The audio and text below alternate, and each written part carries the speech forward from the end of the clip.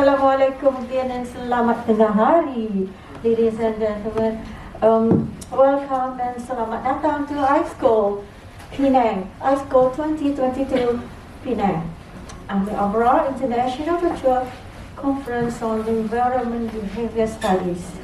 On behalf of the organizing committee, AMER, ABRA, and such UITM, and I wish all participants a very warm welcome from Penang. I am Master Rani Muhammad and shall be the master of ceremony for the whole session memorable event. I would like to kick off this for this one-day conference. Al-Fatiha. A'udzu billahi minasyaitonir rajim. Bismillahirrahmanirrahim. Alhamdulillahirabbil alamin. Arrahmanir rahim. Maliki yaumiddin. Iyyaka na'budu wa iyyaka nasta'in. Ihdinas siratal mustaqim. Siratal ladzina an'amta 'alaihim ghairil maghdubi 'alaihim waladdallin. Amin amin. A'udzu billahi minasyaitonir rajim. Bismillahirrahmanirrahim. Alhamdulillahirabbil alamin. Hamdan hamidin hamdan syakirin. Hamdan yafini kafi mazidah. Ya Rabbana lakal hamdu kama yanbaghi li jalali wajhikal karim wa 'azimi sultanik. Billahi tawakkaltu 'ala Allah, la haula wala quwwata illa billah.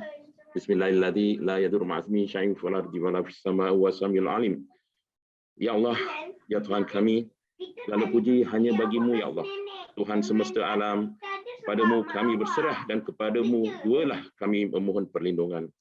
Selawat dan salam ke atas junjungan besar Nabi Muhammad SAW, pada ahli keluarga baginda, para sahabat dan tabi'in. Ya Allah, kami pohon kepadamu akan keimanan yang sempurna. Ya Allah, keyakinan yang benar.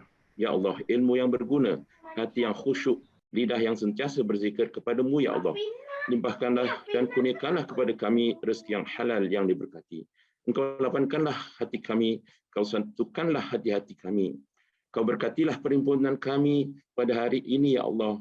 Semoga ianya diterima sebagai satu perhimpunan yang hanya mengharapkan keridaan daripadamu ya Allah. Kau pandanglah kepada usaha kami yang kerdil ini melalui wadah Association of Malaysian Environment-Behaviour Researchers atau AMER sebagai satu usaha yang mulia di sisimu. Kau kurniakanlah persatuan ini dengan bimbingan yang berterusan ya Allah. Bantulah kami, bimbingkanlah kami untuk menjadi ahli-ahli yang taat kepada kepimimpinannya, ahli-ahli yang beramanah terhadap tanggungjawab yang diberikan. Kau jadikanlah kami ahli-ahli yang sentiasa berusaha ke arah kebaikan. Berikanlah kami ya Allah pimpinan yang berwibawa untuk memimpin kami, pimpinan yang mampu memberikan tunjuk ajar dan hala tuju yang selaras dengan hasrat dan matlamat yang sama-sama kami hajati. Kurniakanlah kepada kami dengan pimpinan yang sentiasa bersama-sama dalam setiap aktiviti yang kami jalankan, sentiasa melakukan diri menentukan perjalanan setiap aktiviti. Pimpinan yang memahami akan kekurangan dan kelebihan yang ada pada diri kami. Kau kuatkanlah persatuan AMER ini dengan tata cara pengurusan dan pentadbiran yang mantap. Kau anugerahkan hati kami untuk terus bekerjasama, saling hormat menghormati dan secara berterusan mengamalkan ciri-ciri musyawarah yang berkesan. Kau permudahkan untuk kami terus menjalankan aktiviti-aktiviti yang dirancang. Kau berkatilah segala usaha kami dan bantulah kami untuk tidak sedikit pun mengabaikan tanggungjawab hakiki kami sama ada sebagai ketua keluarga ataupun seorang isteri atau ibu kepada keluarga kami ya Allah.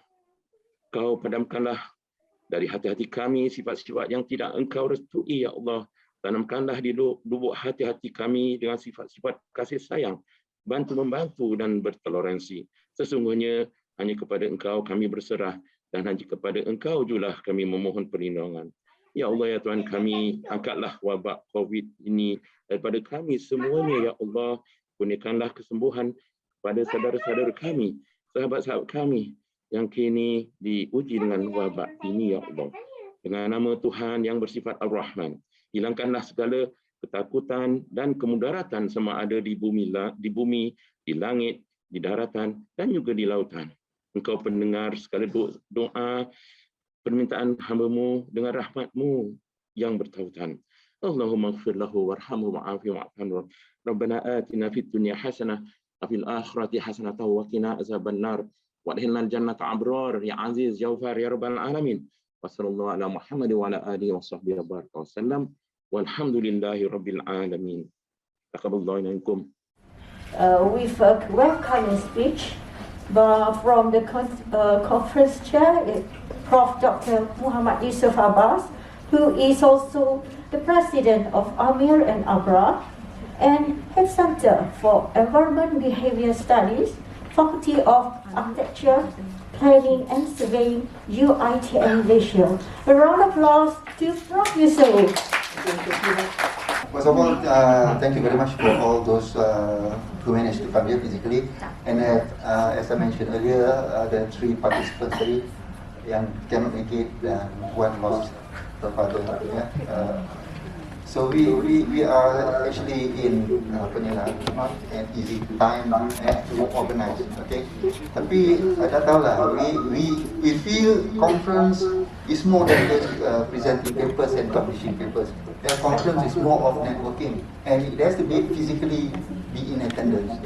Okay, dan alhamdulillah we manage lah. We manage walaupun during these hard times, very challenging times, we still manage to do it.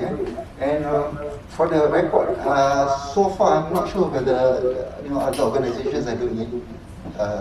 End to end. Okay, so most of the conferences that you see are almost virtual. Okay, so alhamdulillah we try our best. To do it, and also because the borders are closed, we have to do hybrid so that international participants can also join. Okay, so we are very thankful for the occasion. Yang alhamdulillah, our Wi-Fi was okay since the morning. And normally kita buat hybrid ni is the technical issues. Okay, and we learn a lot. Since our Kolma tinggi in March. Okay, there were lots of things that we learned, and we are trying to improve. To give you the best of what we can. Okay, so we are always learning, and our apologies if there are still things yang we cannot out of our control. With that, our sincere apologies. Just in-house for the conference, make sure you use this because especially for your meals, okay, for your lunch and for your dinner, because you might be stopped if you do not have this. So please, everybody, make sure you use this. Okay. And before I forget, thank you very much for the initiative that we have created with your response. When we initiated the Game Changer 2021, many have problems, okay? But now we are not having much problems of co-authors combining with you for your papers, okay? And actually we have this stick and carrot issue, okay? So if you come up with international quotas, then you'll give a discount, okay? And not you're being heavily taxed. And for charting, the tax will be 100%. We started with 25% for Bukit Tinggi, okay? Then we moved to 50%. And then now it's 25%. Actually, we don't enjoy doing it, or we do not like doing that. But somehow we have to use the stick and carrot approach. Okay, it's actually for your own good as well, and also for your universities as well, because you are combining and networking with other people. And as you know, it's not just merely names. We started off with you get somebody from outside and get together with the people, but now it's not just names. It's more of really networking, meaning we are giving extra points, bonus points for those co-authors, international authors, who will either co-present or talk or getting involved with the presentation. So it's not just using their names. Okay, it's actually working out together, collaborating, networking, and so on. Okay. So with that, regarding your papers, the reviews, okay, we will be sending them, okay, to you. Hopefully by tonight, okay. We're still receiving comments from them, okay. And more comments, we will meet again, inshallah, next week for the best people what announcement next week, okay. So our conference actually is quite unique. I think it's the only conference which have 2 sessions after a week. And also we have a mini concert during the barbecue dinner. Okay, for those who want to contribute their golden voices, we still have slots there. for your RM 100 ringgit voucher. Okay, I forgot to mention earlier. Actually, the RM 100 ringgit is not just a voucher. It is a voucher plus receipt. Yeah, because most of you will be traveling using the grant. Okay, so if you receive the voucher, then you can claim your 100 ringgit voice. Okay, so to help you claim your 100 ringgit voice, we will issue receipt, right? So you can claim because we have to issue. Ini sorry lah siapa yang Langkawi, sorry kita lupa nak bagi receipt. My apologies to Langkawi yang participate. Anyway, bagi siapa yang nak go for your 100 voice, we still have some slots for tonight. So let me have the info and pass on to any of our crew members. Okay, thank you very much, Nick. Over to you. Thank you. Okay, thank you, Prof. Okay, and again, a round of applause to Prof. Yusuf. And we are honored with the President of Prof. TPR, Dr. Jamalul Abdullah, Dean, Faculty of Architecture, Planning and Surveying, UITM Malaysia, who shall deliver in the opening speech. A round of applause to Prof. Jamalul. Okay, thank you very much, OMC, Dr. Nick. Okay, Assalamualaikum warahmatullahi wabarakatuh, and very good afternoon to everyone here, and then especially to Prof. Yusuf, okay, the chairman. So here, okay, I'd like to welcome everyone to AicQoL2022 Penang, which is also the 10th AMER International Conference on Quality of Life, and like to mention as well, this is the 36th International Conference. Okay, to be organized by Prof. Yusuf. So well done. Very lot of conferences. I think it used to be 4 conferences per year, but now 3 conferences for this year and last year. So 36 conferences organized by him, and it's really such a big feat, because I remember I used to organize one conference and it was very tiring altogether. And he's managed to do all of those, in addition to the 3 or 4 journals of the papers that were presented at the conferences. So for this year, there were 60 abstracts that's approved for this, and 58 of those abstracts, the first authors were from Malaysia, and we also received 1 abstract each from Morocco and Taiwan. And just like the game changer mentioned by Prof. Yusuf, that need to have the co-authors. So alhamdulillah, Indonesia had 24, Bangladesh 3 papers as a co-author.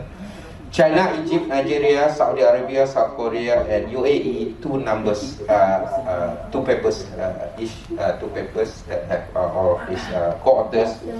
And there's also Afghanistan, Australia, Germany, Japan, Kurdistan, Libya, Pakistan, Taiwan, Thailand, Turkey, UK, and USA that has like co-authors. So you can see like we have widened the net to include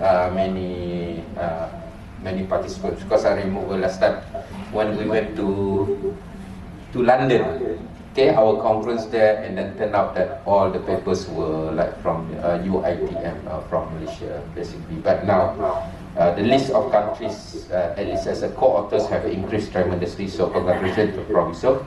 And then so the abstract of those 60 abstracts, they were transformed into 50 approved papers under 17 subcategories, and of course the top 3 are educational learning environment, 8 papers or 60%, healing environment 6%, 6 papers, and policy matters 3 papers. Okay, so we start to see that now we have a lot of in the education and as well as healing. I think Faculty Science Kesihatan has been such a big force, and they've been winning quite a number of best papers, and really already I see that it's already started to surpass FSPU and the built environment.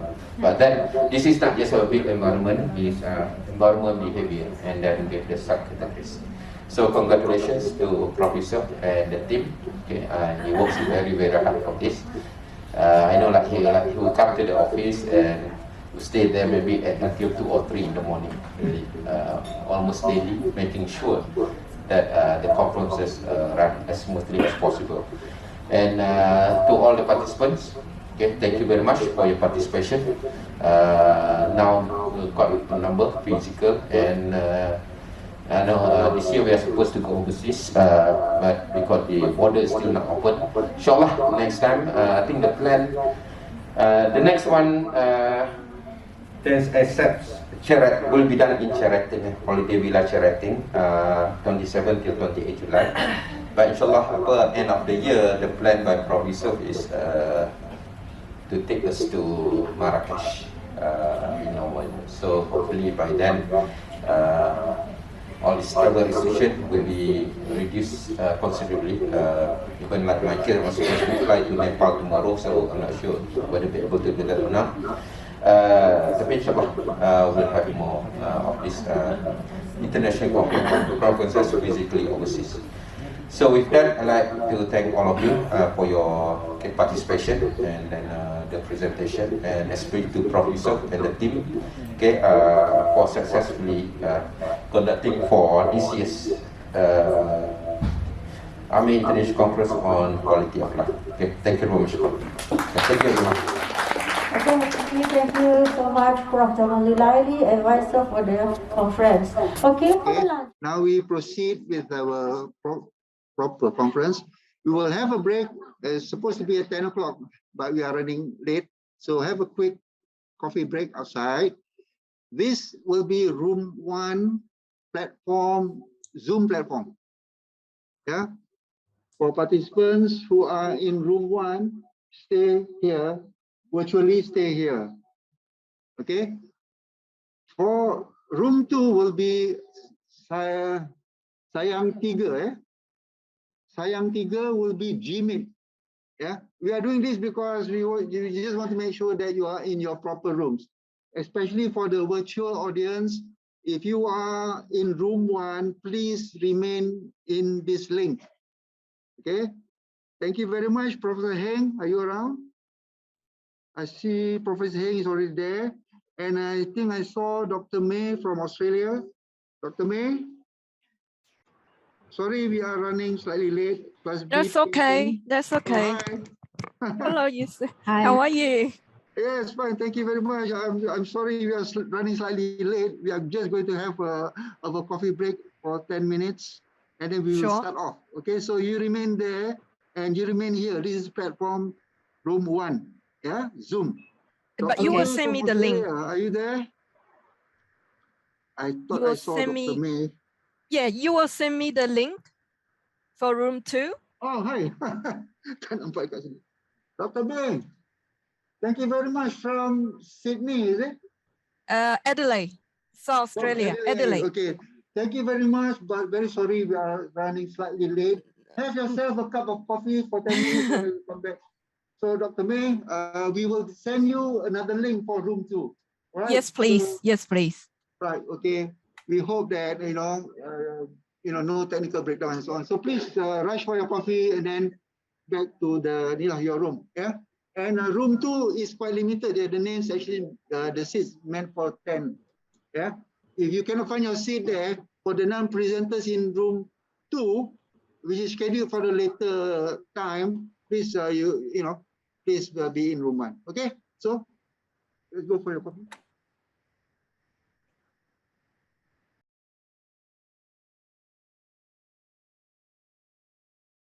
Okay, now we start on the presentation in room 1.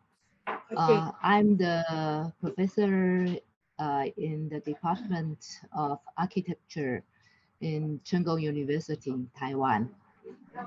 Okay, now we can start the presentation. The first one, we have 8 presentations in our section. The first one is towards the future of Malay community in Kelantan. The presenter will be Mr. Abdullah, right? Okay, right, Prof. Yes. Good morning. Okay, you good morning, can start. Prof. Okay, I will share my screen.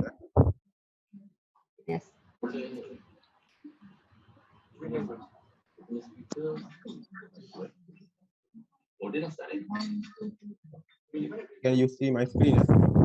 Yes. Yes, Assalamualaikum and good morning to the Prof. Heng Zhang from Taiwan Yes, and morning. all the yeah. So I'm Azli bin Abdullah from Department of Architecture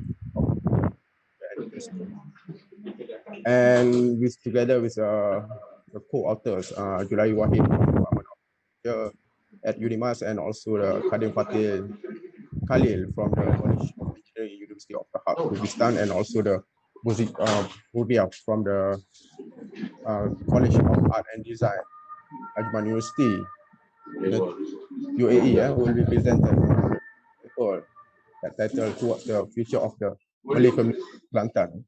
So basically the Malay settlement in Kota Baru, the brink of disappearance, will employ the mixed method indulging into the subject of the studies. The finding also illustrate the withdrawing of Malay community along the culture transformation generated by development. So the extent of this paper also revealed the life, hopes, and aspiration of the Malay in the process of urbanization. It posited that the process of urbanization also tests the survival of the Malays, and one day the existence of the Malay community may be the object of museumification in their own country.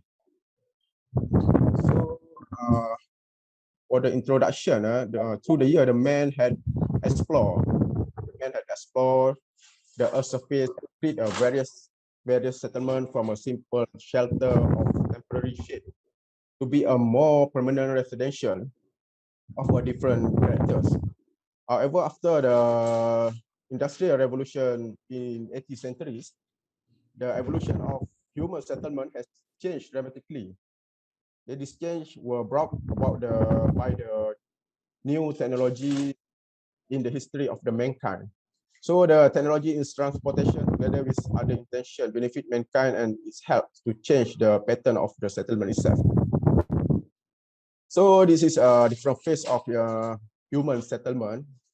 So regarding to the studies, the nomadic settler, he called that the first era suitable settlement that lasts 4,000 years, while the second era, the proven men start to build permanent settlement almost around 10,000 years later.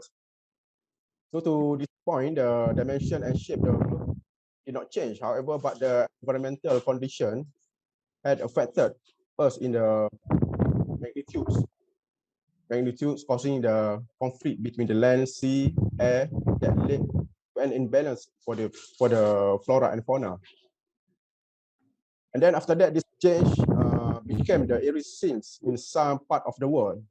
We believe, and then he also believed that in the change brought by the modernization, which significantly improved the life of people.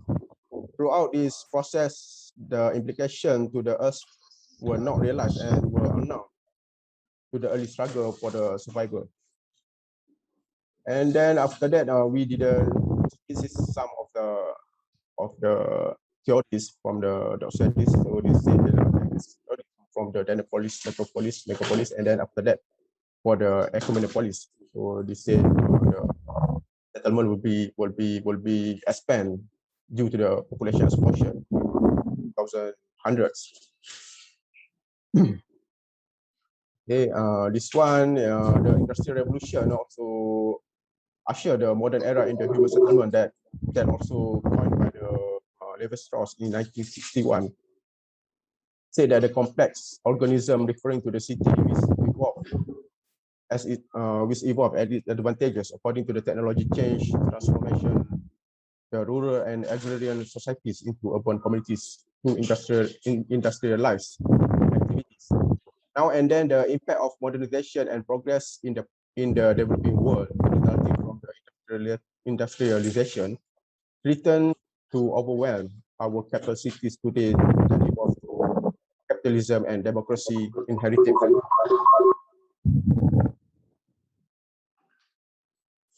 So now we are in the 2 centuries ago, a city would be easier to identify. However, today the city grows is pressured by the industrialization, and then by the internationalization and also by the globalization itself. As a city center expands, the village has transformed into an informal, densely populated area within the periphery and created an informal settlement, like we can see in the picture here. And then the inhabitants in this area provide labor as well as the market of the business within the area. Urban life also is still an attraction for people because the amenities and entertainment that exist in the city itself. So for example, the big cities in Malaysia are growing to cater for the increasing population with advanced transportation and high-rise accommodation. And then the city also provides opportunity for investors. And then it's also attract the urban tourists. The different level and the type of the opportunities in the city, the various social and personal factors that make this work environment and we live today that cannot be explained in a single word. So this picture shows that the growth of the cities since the dawn of the century, the population of 1 million people is not impossible to achieve in any settlement in the city. From the history that we've shown that in Rome, Constantinople, Chuan in Mexico, Chang'an and Peking, China, and also Angkor Wat in Cambodia have reached the city population of 1 million in a short time of period. By 1880, London and Tokyo had reached 1 million inhabitants of the city. Today, that number is something to behold, but it's considered an excellent achievement for a city itself. This achievement make a unique political organizational for the city itself. Is essential to understand the concept of the big cities. It's very different in every age. So this is Malaysia in 1990 and 2014. Okay, now the 80% of the global increase in urbanization will be in Africa and also in Asia. So as predicted by Jadis in 1974, the theory that say that a typical town with a tentative population is estimated at 7,000 people in 7 villages, with inhabitants of 700 each village. Whereas in the center town, the population is 3,000. Therefore, one area which previously had a population for 4,000 to 4,900, 5,000 people in the include for the 7 communities of the 700 people will be increased by 2,100, 7,000 people. It also stated by Terry McGee in 1975. State that 3 reasons contributing to the rise of the town and the city. The first is due to the population growth from the past and settlement that have shifted from the rural to urban. And then the second due to the increased birth rate of compared to the deaths, and then natural increase is inevitable. Then the third is due to the human migration from rural to urban. So these 3 factors had a significant impact of the urbanization and expansion of the city itself. So this is a slide for our research methodology. So this is a mixed method research. So I will touch on this slide immediately. So, but our case study at the family settlement in Kota Baru, Kelantan. Okay, so the origin of the settlement actually it rely on the loyal followers previously by the Sultan, mostly those who are living around the area of the place. It become an urban area, and that is not far from the place Istana Balai Besar and Istana Jahat itself. This factor had led to them establish a settlement. In the beginning, it started from a small settlement, and then from the neighborhood, and then from the blockline itself. Later, it grew to the increase of the population. The area around the place really become an active area and various activity by the villagers. The place location was built near to the river, near to the Kelantan River, in the city such as Kota Baru. It is an ideal location, and the convenience of the river is term of the communication and access to the city traditionally. The size of the settlement will determine the symbol of the government. Show the power of the government in terms of the power and wealth possessed by the Sultan itself. And then the pattern of the settlement during that time was built in cluster based on the number of family members and relatives, as in the case at the Atas Palu village, and also the surrounding area from this line. This approach ultimately combined a harmonious atmosphere with the surrounding, including human and nature. Sorry. Most of the settlement, so our case study is included around eight village. There's a kampung Kinabalu, and most of the settlement together surrounding with that area. And then most of the settlement built in Atas Palu village, Masjid village, and also the Pangkalan Pasir village, Atas Palu village, is a linear pattern settlement. And then this pattern along the main road of old office road, along the Atas Palu and Atas Palu road. None of the house fence and designed the type of traditional Malay neighborhood community. Then because of the close family ties established since the settlement was formed, furthermore, the compact settlement make it difficult for the fence to be built. However, there are still some settlements that were fenced, especially for the settlement near to the main road for safety reasons. Okay. So this is the pattern and land use for the study area. The situation is different. This is Sungai Budu. This is they have a small river here.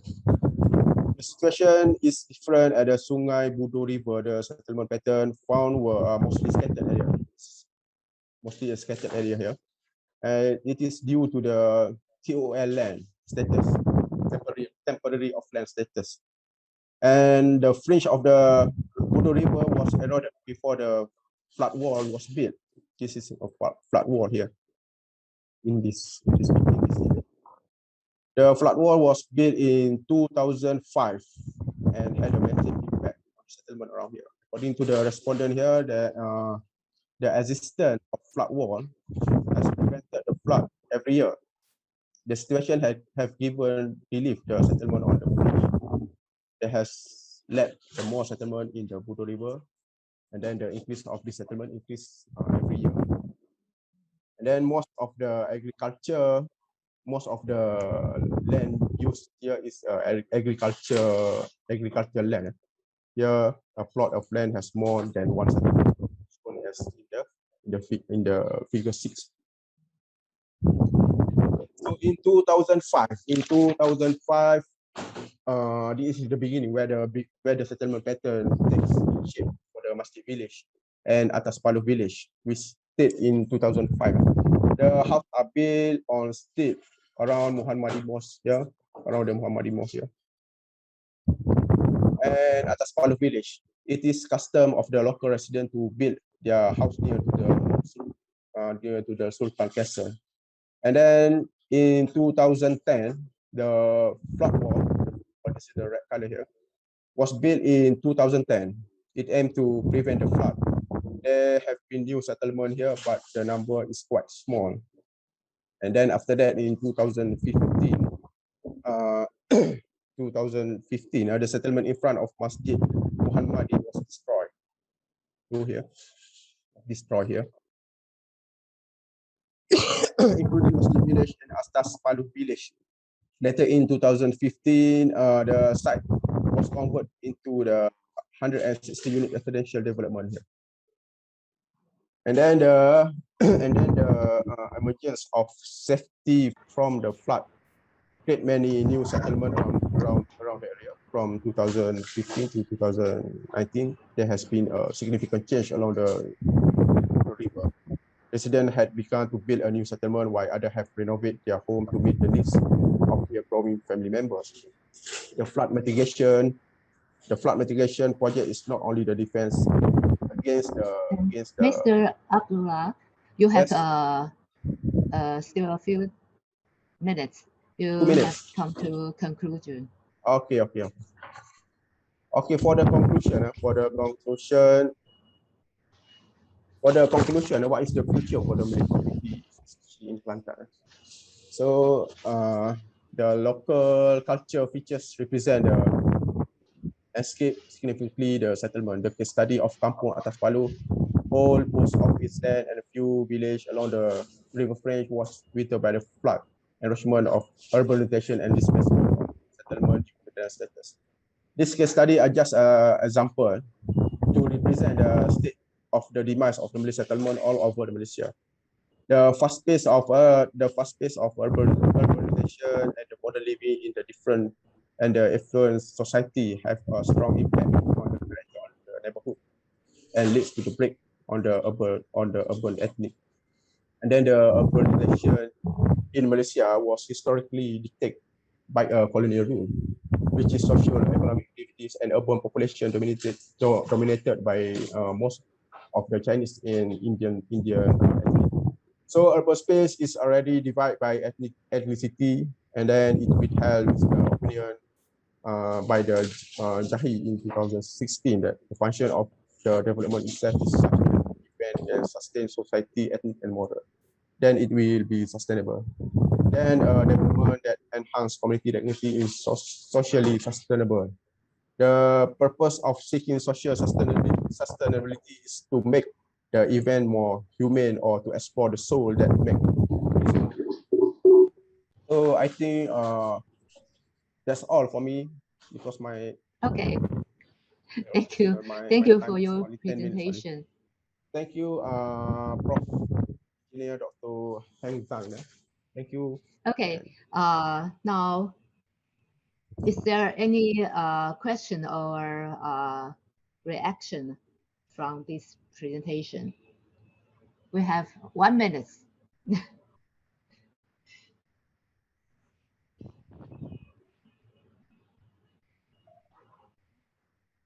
Okay, thank you for your very interesting case. This case is we have also in Taiwan rural land. We have also communities like yours. We now also check our future. We can make contact or discussion with you. We can exchange our experiences. It's very interesting. Okay, thank you. Okay, thank you, Prof, and all the participants today. Yeah, thank you. Now we have moved to the second one. The second one is trade competitiveness of Malaysia plant-based finished products. The presenter will be Dr. Othman. Right. My name is Dr. Nurshida Osman. I am from FBM, Faculty of Business Management, UITM. Yes. And my co-author, Professor Dr. Zulkarnain Yusof from Putra Business School and Universiti Putra Malaysia, and Dr. Zineb bin Aliwa from University of Tripoli, Libya. On behalf of my team, I will be presenting our topic, trade competitiveness of Malaysia farm-based finished product. So, hold on, yeah. Okay. So without further ado, let's start with the introduction part. Palm oil is very important to Malaysia's economy because it is a source of income for Malaysia's export. And as you can see from this figure, palm oil is the fourth largest contributor to the Malaysia's export, where 6% of the export income come from palm oil. And instead of higher populations and also increasing income. The demand of palm oil is also because of the lower price. This lower price is because of the efficiency in the palm oil production, where you can see that palm oil production, the average yield per hectare of palm oil is 10 times higher as compared to soybean oil. So this can be the cause why the price of palm oil is very cheaper as compared to other oils in the market. And this figures from the left side shows the process of palm oil, how the fresh fruit bunches through various of what we call process can produce various of products such as margarine, cooking oil, cosmetic product, and also biodiesel. And the figure at the right hand side shows the consumptions of palm oil, where 80% of palm oil is consumed in the form of food, 13% in the form of biofuel, and the rest 7% goes to oleochemical product. And the motivation to conduct this study was due to the current situations of the palm oil activities in Malaysia, where the most activities is for, most of them is for the upstream segment, which is low value product. And the downstream activity at the high end value product are still limited and insignificant in the country. And palm oil export was still highly biased towards the upstream segment, where 80% our export is a low value product. And this lack of export competitiveness reduced Malaysia palm oil export in many markets because Indonesia is capturing the market share. If you can see from this table, for example, previously in 2010, the Malaysians export of palm oil is 95% in Pakistan. However, in 2017, our market share has decreased to 19% only.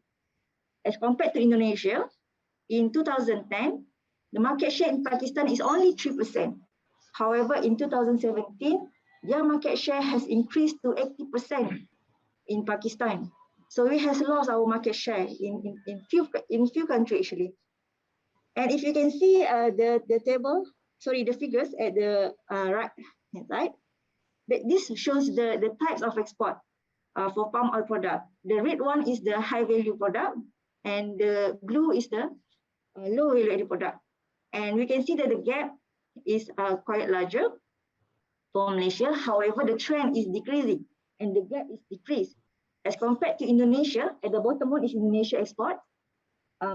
Before 2011, they have a very small gap between refined palm oil and crude palm oil. However, after 2011, they have increased their refined palm oil export. And the gap between refined palm oil and crude palm oil, which is a lower value product, are getting bigger. And of course, palm oil cannot be isolated with the environmental and also sustainable issues. Since the introductions of an European Union law to promote biofuel in 2009, palm oil used to make biofuel has steadily increased from 835,000 in 2008 to 3.9 million tons in 2017. Unfortunately, palm oil has been portrayed negatively, where they claim that our production of palm oil will cause higher global emissions and those from the conventional fossil fuels. And European Union appear to have more stringent requirement on certified palm oil. Therefore, this leads to growing concern on environmental sustainability of palm oil farming may affect the import demand of palm oil.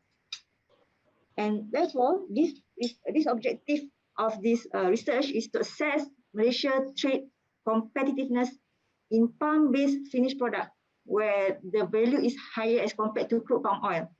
And we are using review trade advantage to analyze the competitiveness. And these are the part of my literature review, our literature review. Actually, there are lots, but I only highlight these four, just to show that there are competitiveness studies in Malaysia, but most of them is more towards the other agriculture products, such as shrimp, and by Ismail and Abdullah. And the main researcher by Bojanek and Peto, they has done lots of competitiveness study, and their study is only limited to the Hungarian country portion, and they also do the agro-foods trade. And these are the methodology that has been used in this study, which is we are using reveal trade advantage introduced by Woolworth 1991. And this is also one of the what we call the contribution of this study, where we use the most recent one, which is reveal trade advantage, because previously they used reveal comparative advantage, which have double counting issues. So that's why I think reveal trade advantage most prominent to analyze the trade competitiveness. And this RTA value is measured by the difference from reveal export advantage and reveal import penetration. And reveal trade advantage is, let's say the index is more than 0, it shows that reveal trade advantage product, we have a reveal trade advantage, but if the index is less than 0 or negative, it shows that the index is, we have a disadvantage in terms of export. And we also conduct this analysis in 2 countries, which is Malaysia and Indonesia, for the comparison purpose. And these are the 12 products that what we call the downstream product or the processed palm oil product. We take the HSCG code from UN Comtrade, and these are the database. We take the data from export from UN Comtrade database, and the HS code is taken from the MPOB books published by MPOB. Okay, and these are the results. We have 2 results here. The table is only solely for Malaysia, where we can see that the average reveal trade advantage from 1999 to 2016. So from all these 12 products, there are only 5 products that have a competitive advantage.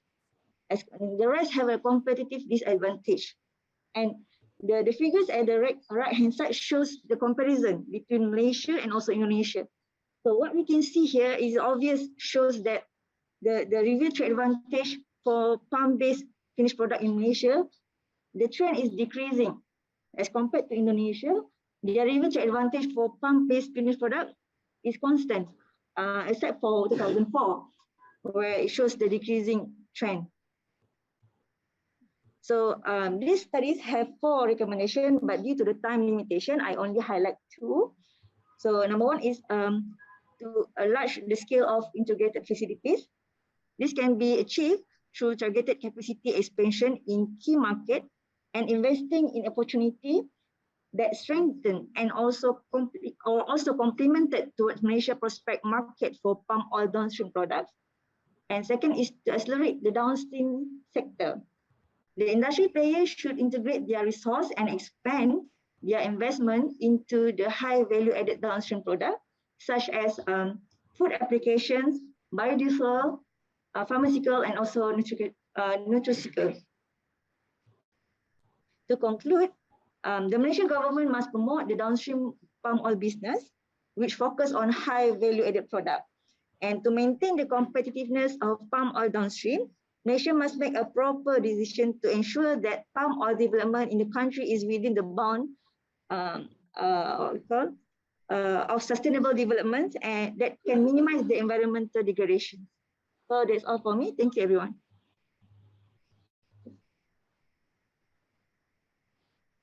Okay. Thank you. It's already into conclusion, yeah? Yeah. Right.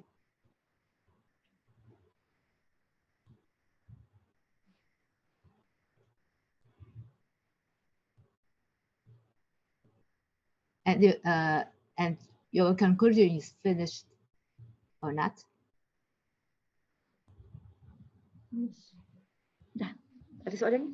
Is there any questions or no? Okay. Dear participants, do you have any questions or interaction or reaction to Dr. Othman?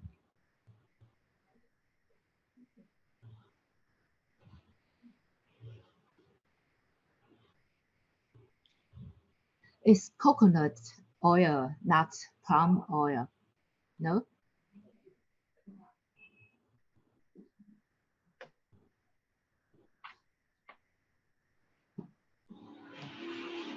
I have question to you. It's coconut oil, not palm oil, or yes? Can you hear me? Sorry? Can you hear me? I've got two questions from audience or from the chat.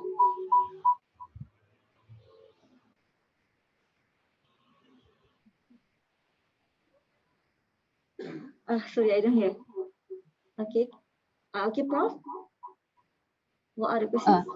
It's a coconut oil, not palm oil, or belongs It's to a palm oil, palm Prof. oil. Coconut oil, Yeah. right? But yeah, we also produce the coconut oil,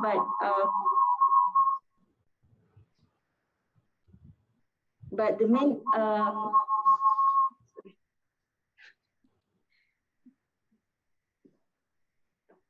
yeah, the topic is about palm oil. Okay, now coconut oil is now very demanded on the market for the health. Healthy people, yes, recommend coconut oil. I think maybe this demand will contribute for the consume of palm oil. Okay. Yeah, I get what you mean, Prof. Yeah, I do agree with you. The coconut oil also good for health, but same goes with palm oil. But since Malaysia are the second largest producer for palm oil, therefore we focus on palm oil. And why we do palm oil analysis is because we have lose our competitiveness as compared to Indonesia. So therefore we only focus on the palm oil, not coconut oil. But I believe some country have a good production in terms of coconut oil, because, for example, if in Philippines they are the main producer for coconut oil also. So we just look what we have and then what can be done to improve our competitiveness. Yeah. Okay. Thank you for your presentation. Yes. Can I ask a question? Okay. I'm Sharifah Abdulatif. Actually, Dr. Nora or Dr. Shida, I just want to point out about this competitive advantage issue when you compare between Malaysia and Indonesia. So it seems that just now from the graph just now, Indonesia is much better than us. Yeah. So I'm wondering actually, do we still practice something like we sell our palm oil to Japan, for example, and they use the palm oil to produce some products. For example, what's the name of that company? Cow. K-A-O. Yeah. Yes. They produce soap, right? Yes, correct. So detergents, and others, all the chemicals. Using our palm oil, they produce those products and they sell that to us. Yes. So we buy the finished product, which are actually, using our own palm oil, but of course we pay a much higher price. Yes. Right. Yes. So maybe that is one of the reasons why we are losing the competitive advantage. Yes. So what is your comment about it? I do agree. As buyback product or trade type or something like that. Yeah. And are we still practicing this a lot now, Malaysian? Yeah. Okay, I get. We are still doing that, right? No, I believe that government also, they want to improve the competitiveness for downstream product, means the finished product. Yes. That's why we do the analysis, because if let's say we still export our low value added product, which is CPO, and then we will keep on import the finished product. So that's why I say that we should improve in terms of our downstream product, not we should export our downstream product, not the upstream segment, which is CPO. The one that you mentioned is now what we are doing. We are exporting our CPO, our crude palm oil, and then we importing the finished product. So that is what we do right now. So I think this analysis is what. I just want to check with you. We are still doing that a lot now. Yes, because of the policy. It's why Indonesia, they have imposed a tax, higher tax for their CPO. So therefore, their producer will not export the CPO. Instead of, they will export their downstream product because the tax for the downstream or the processed palm oil is lower as compared to their CPO. But in Malaysia, we are currently, remove the tax. Yes, the policy. Yeah, we want to export more downstream, but our policy is contradict with what we want to do. Yeah, so that's yeah. Okay. Okay, thank you. Thank you, Dr. Atman, for your presentation. Thank you. Now we have moved on the third one. The third one is digitalization of business for small and medium-sized enterprises. The presenter will be Dr. Hassan.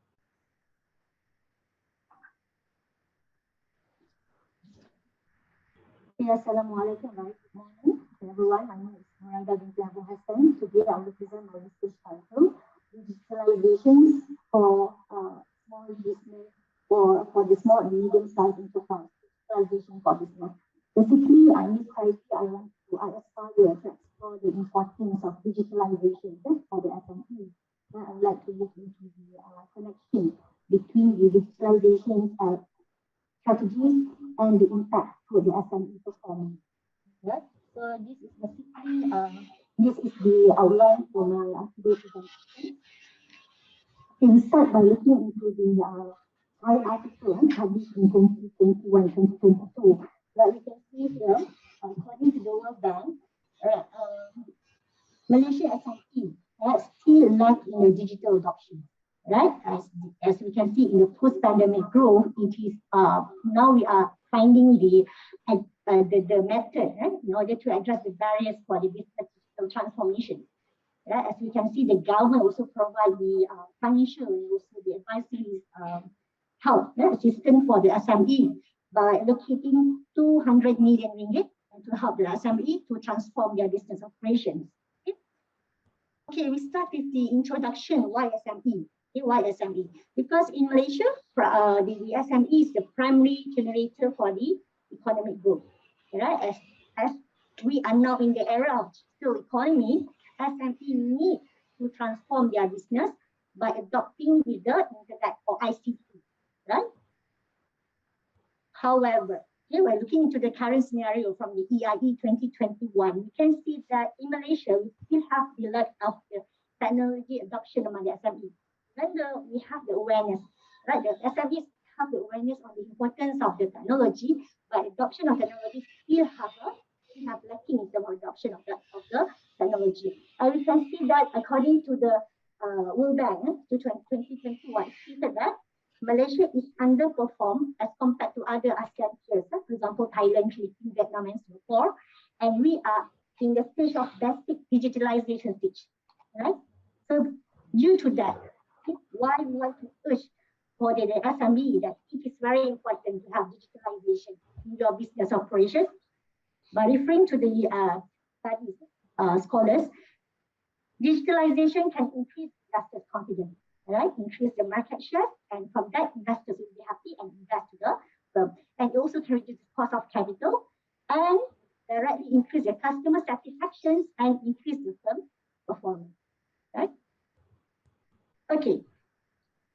By looking into the previous literature, right, this is the, most of the authors, scholars, agree that the company, the business entrepreneur, must have the business opportunities, or we call it business opportunity driven mindset.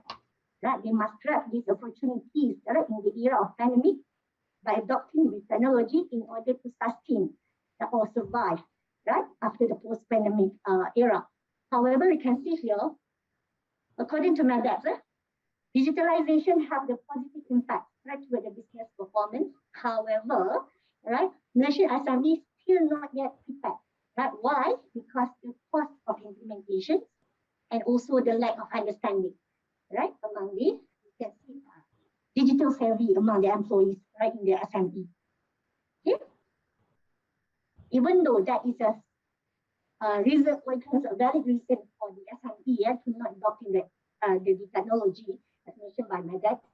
However, due to the impact of COVID-19, the urgency to adopt this digitalization is a must. That is a priority. It's not an option, right, in order to survive.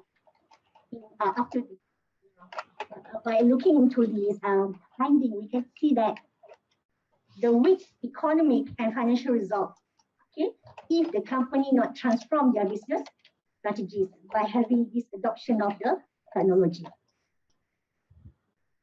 And in Malaysia, we have a very good support from the government. Right? As mentioned earlier, government has achieved 200 million, right, for the SME and have this we call as inclusive policy, right, in order to help the SME, right, not only for the micro but also for the small size of business. We have the financial assistance, ADF, and we also have the book we call as SME Digital Guide book, and also the training and certification is given to the SME. Right?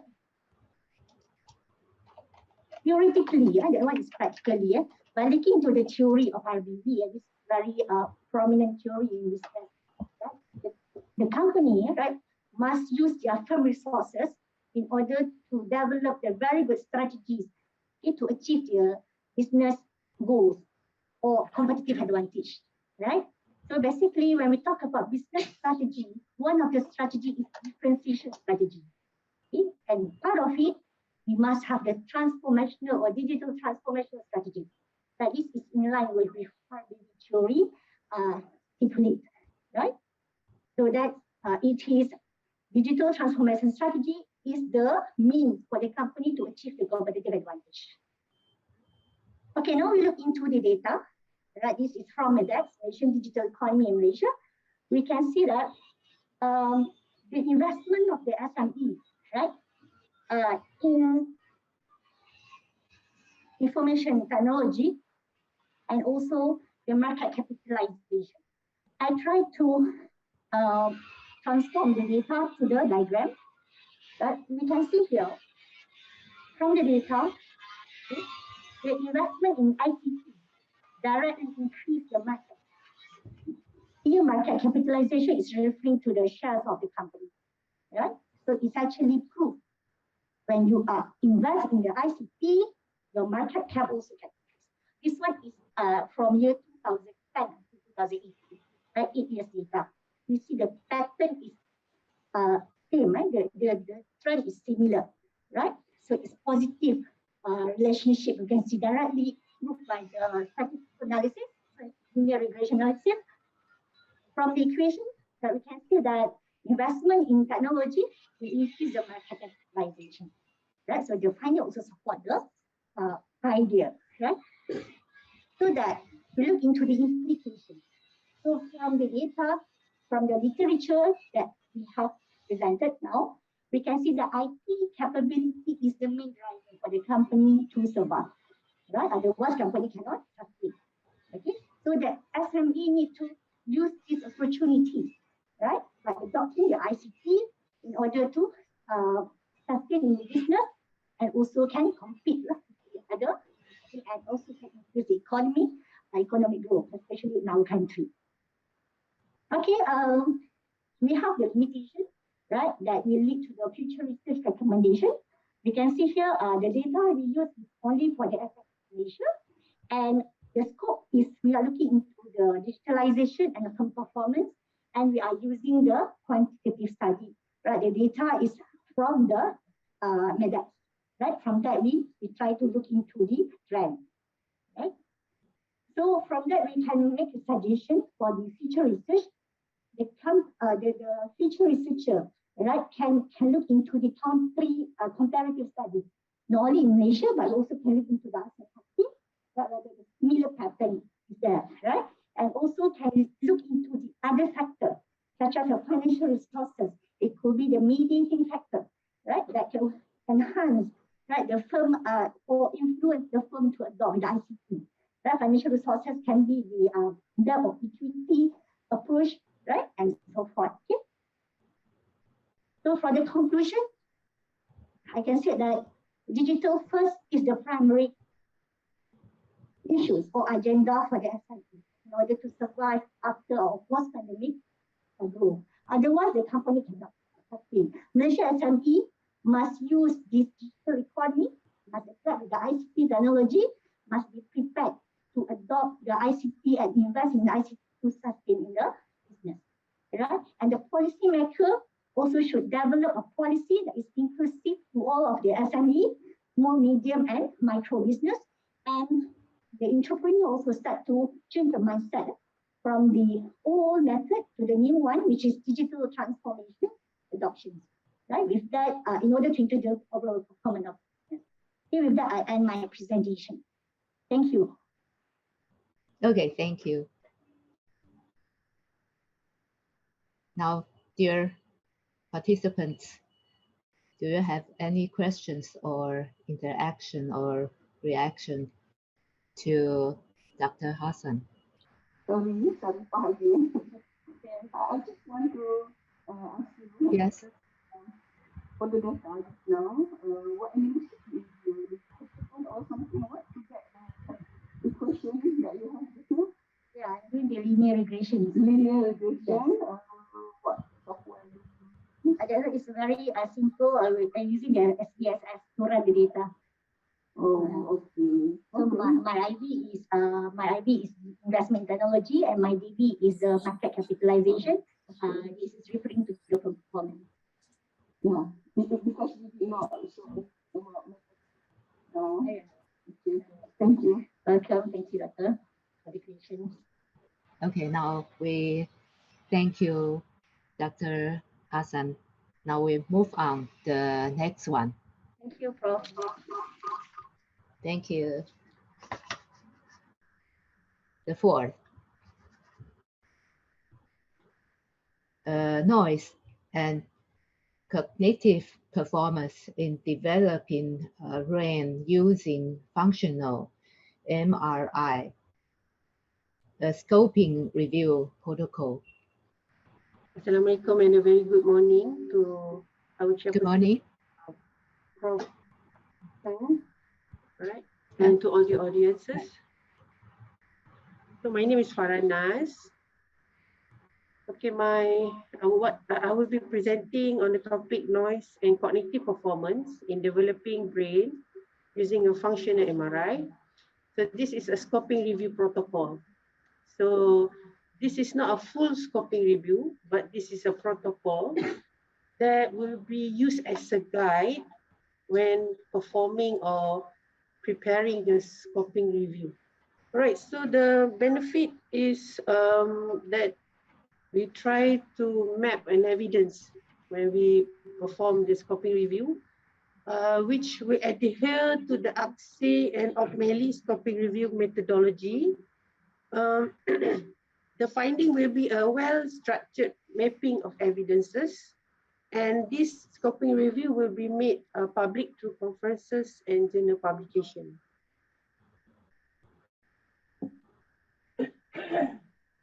Sorry. So there are three main aspects for this scoping review. So I have the developing brain, noise, and functional MRI. So developing brain is for human is at the stage of adolescence or teens, right? So at this very stage is the age that is less being studied by a lot of studies out there. It's rarely being touched. Most of the research focus on infant, children, adults, and older adults, which their focus are on Alzheimer's disease, or for children on autism, ASD, or learning incapabilities. But for developing brain, it's less being touched by a lot of researchers out there. Why a noise? Noise is can be considered as a benefit, can have an adverse effect to human. noise has been shown to increase sleep quality in older adults, in infant, okay, baby having a difficulty to sleep. When you switch on the vacuum sound or noise, it will improve their sleeping. Same goes with developing brain or adolescents. Studies by Sutherland in 2019 shows that white noise improve learning and reading capabilities. So noise, what we are often be exposed as imposing adverse effect, right, to our health. But with certain amount or intensity of white noise, it can improve learning, importantly learning performance in normal adolescents as well as those with having ADHD or learning problems, right? So the one that we focus here is to look at the type of noise. Okay, there are various types of noise. Environmental noise is like traffic noise, buses noise, cars, and then we have occupational noise from the surrounding area that we are currently in. And we have color noises, which is white noise, pink noise, brown noise, green noise. So there are a lot of noises, and we are trying to allocate which are these noises can help to improve learning or maybe have an adverse effect on developing brain. And the third one is functional MRI. So why are we using functional MRI? Because this particular investigative tool helps to enhance or to inform us the activation area of our brain, right? So we are going to find studies and research or literatures that have used functional MRI as an imaging tool to identify the activation, the brain activation of the developing brain that uses noise, right? So therefore, for this copy review, we focus on three important concepts, which is the populations, the concept, and also the context. So the objective is, firstly, we perform a prefatory or preliminary research to identify whether there are similar studies or similar copy performed on this particular topic. And the aims is to determine the number of existing studies, right, to identify the gaps. And however, this scoping review do not warrant to conduct or measure any diagnostic accuracy of the magnetic resonance imaging or the effectiveness of the psychological battery test relating to the scope of developing brain. All in all, the attempt is to propose a knowledge synthesis on this subject matter. All right, so this is the output when we perform a prefatory research or preliminary research. We did on Prospero and PubMed, and there are no result on it. So we move on to the second part of it. So we adhere or we follow through the XA and O'Malley framework. So this framework has 6 stages, but we focus only on 5 stages. The 6 stages is on consultation with the stakeholders. Stakeholders is like a policymaker, the healthcare practitioner. But for our context, we deem it as not necessary because this will be time consuming and not a cost effective at this moment. So this copy review also will follow the guidance from the preferred reporting items for systematic review and meta-analysis with the extension from scoping review. All right, so these are the 5 stages. One is to identify research question, identify relevant studies, looking at the eligible study selection, data extraction, and last will be the collecting, summarizing, and reporting the results. So there are 4 questions. When we want to find the literatures available, we have all of us, the reviewer or the author, we have to adhere to these 4 questions. So one is we want to look at what are the purpose of this study when they are conducting their investigation. And this focus on noise presentation. Noise presentation means that whether the noise is presented continuously or is it intermittently, like pulse, pop, pop, like that, right? Level of noise intensity, is it a higher noise intensity here means decibels, right? Higher decibel or lower decibel or middle decibel. The color of noise, whether they are using pink noise, white, brown noise, or gray noise, when they are investigating this adolescent's brain. Second question will be, what is the brain activation area? So prefrontal cortex and parietal cortex is our frontal area, is the prefrontal cortex. Parietal will be our left side area. Why we focus on prefrontal cortex is because this area is the last part of our brain to mature. So this is very parallel with the developing of human brain, right? The third one is, what are the type of experimental design? This experimental design is referring to the functional MRI, right? Whether the experimental design has to be able to activate the brain area so that we can capture the images of our brain and process it, and we know where are the area of this developing brain that are mostly affected with noise. Is it at the limbic area? Is it at the processing area? Okay? Because prefrontal cortex is the area that is rational. Because for teens, they have lower ability to be rationalized. But whereas for adults, and older adults, we see less activation in this part because they already have that rationalization as they grow up, right? So the experimental design is important in this aspect because if it is not too well developed, we can't see it clearly when we do the fMRI. All right, last part is, do previous studies include cognitive tests or neuropsychological battery test? This is like an IQ test. This also like Wechsler's test, right? Okay, second part is to identify. So this will be the year where we want to identify the studies. It starts from 1998 to 2021. Why 1998? Is because that is the year where fMRI has been explored extensively. So we want to have a bigger gap in this part and until 2021. So these are the 4 main databases that we will be using to look for the studies. And these are the keywords.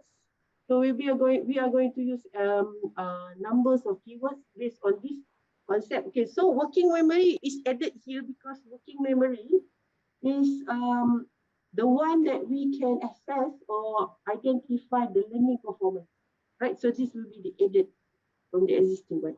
But however, working memory is part of developing brain. This is the inclusion criteria. So we are going to search studies that include 10 years to 23 years old. So this is the adolescents, including female and males. The studies must have functional MRI as their investigative tool, or additional modality is acceptable.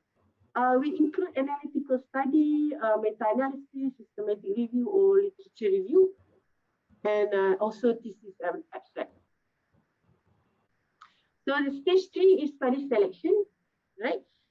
Screening is a process to look one by one for each article or paper or studies, and we have to follow the guideline that we have prepared here. And the references that they put up in their paper will be scrutinized. And then we will have a discussion with other reviewers to come to the consensus regarding the feasibility of these studies, or whether we want to accept or reject it. And apart from that, the reviewer will need to inform why this paper is being rejected. What are the aspects that make this paper cannot be included in this open review? Stage 4 is the data extraction. So this is the proposed data extraction framework. These are that we have put up the category and the description that we want to put in. So the data screening will be performed by 2 reviewers. Why 2? Because we don't want to have a bias. And then at the end of this screening, we will have the 3rd review to look at the balance of this screening process. So at the end of it, we are planning to measure the inter-rater agreement using Cohen's couple. Right, the last stage for our scoping review is collecting, summarizing, and reporting results. So this will be the planning for our scoping review is to follow, and we will prepare our result based on this flowchart. This is the how we are going to display our results in a chart format, like a pie chart, and also in the bar chart. All right, so the strength of our scoping review is to map the existing evidence on studies that using noise on developing brain. The future scoping review aims to provide a clear but broad scope on cognitive sciences studies. And to date, no review has been conducted to assess the number of works of literature investigating noise and its effects on brain using fMRI. Our limitation is our focus is only in English. We do not do the stage 6, which is consultation with stakeholders. Scoping review has no intention to provide changes to the existing healthcare policy or to provide health guidelines. Therefore, this is one of the reasons why we do not go through stage 6, according to Aksi and Oakman. We hope that this paper provide a clear synthesis of knowledge regarding this particular topic. This will be our guide.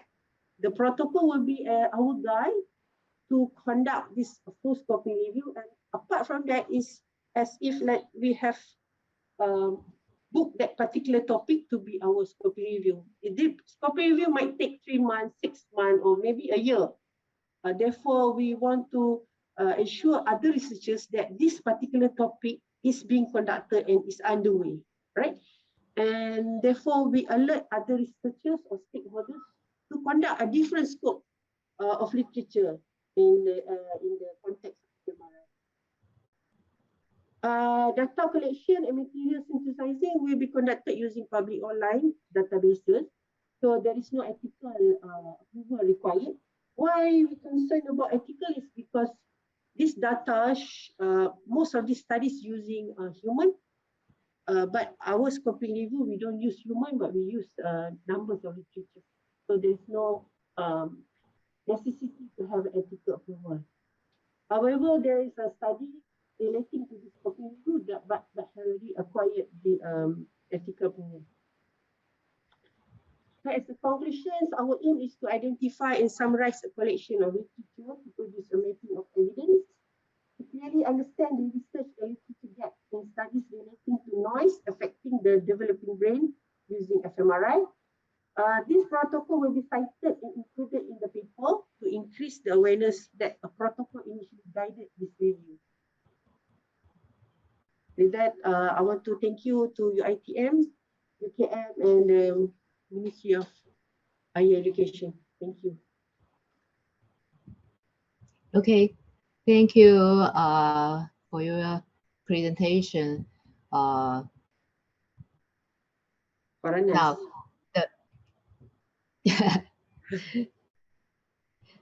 this method, systematic review for scoping review method is now very in. So many people, many researchers use this method to review references. So it's very useful. Okay, is there any questions for Ms. Tash?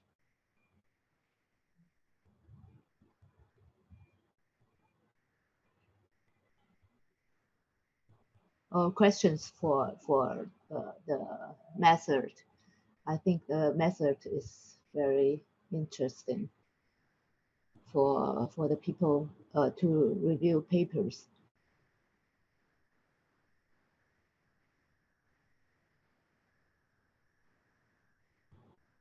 And I have a question for you. And do you get a certain result for your review? All right. So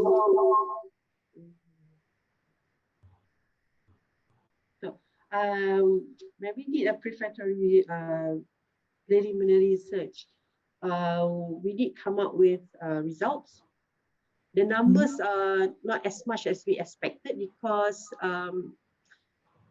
as I mentioned earlier, this area is less explored because I do not know why this particular age of humor, which is developing brain, is less explored. I'm not sure why, but we got almost 44 articles. 44. Brain follow with the protocol that we prepared. So preliminary research found was there are 44 articles. I hope that answers your question, Prof. Yes. You only get 44. I believe 44 articles. You can already use that to generate some result. 44 is not so much, but it's enough to get some result. I encourage you to draw some important information from these references or articles. All right. Thank you.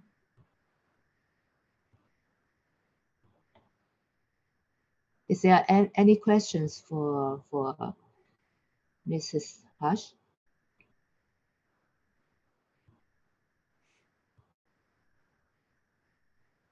Okay, then we thank you for your presentation. Thank you, Mrs. Hush. Thank you. Now we move to the fifth presentation. That is understanding the challenges faced by hospitality managers during COVID-19 pandemic in Malaysia. The presenter will be Dr. Ahmed.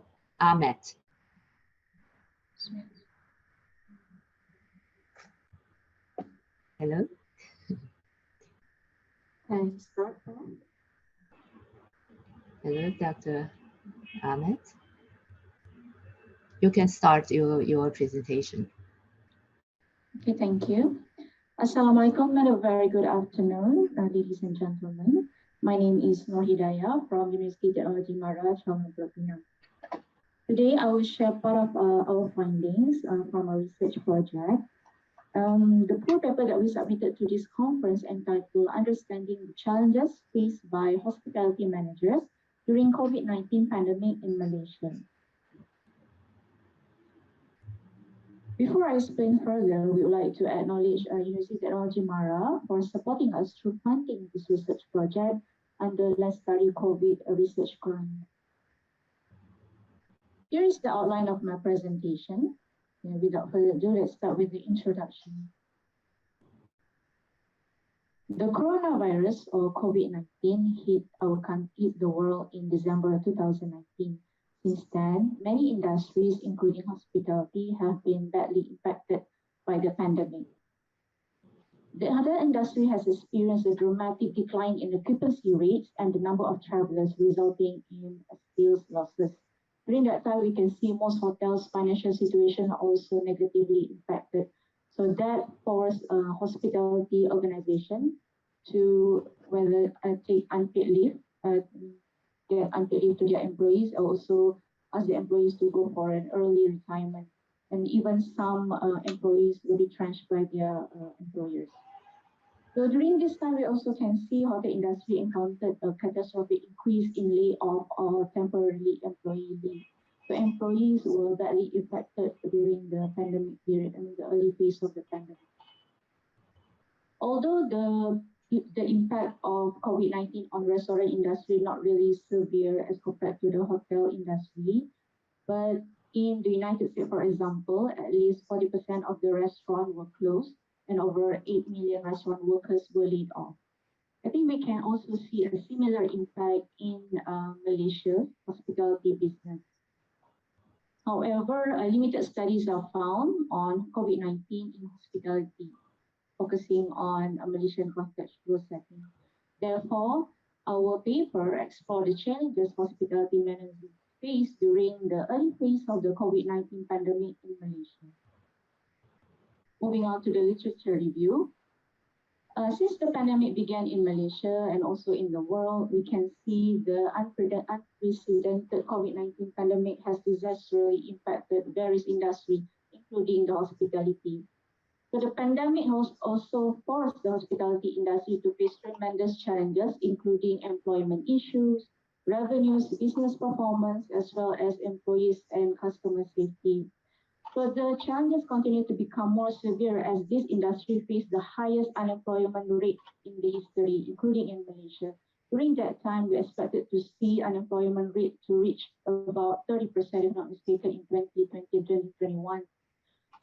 Labor cost is among the highest expenses in hospitality industry business. Okay, and then we found that labor costs such as staff wages and salaries are among the most significant expenses.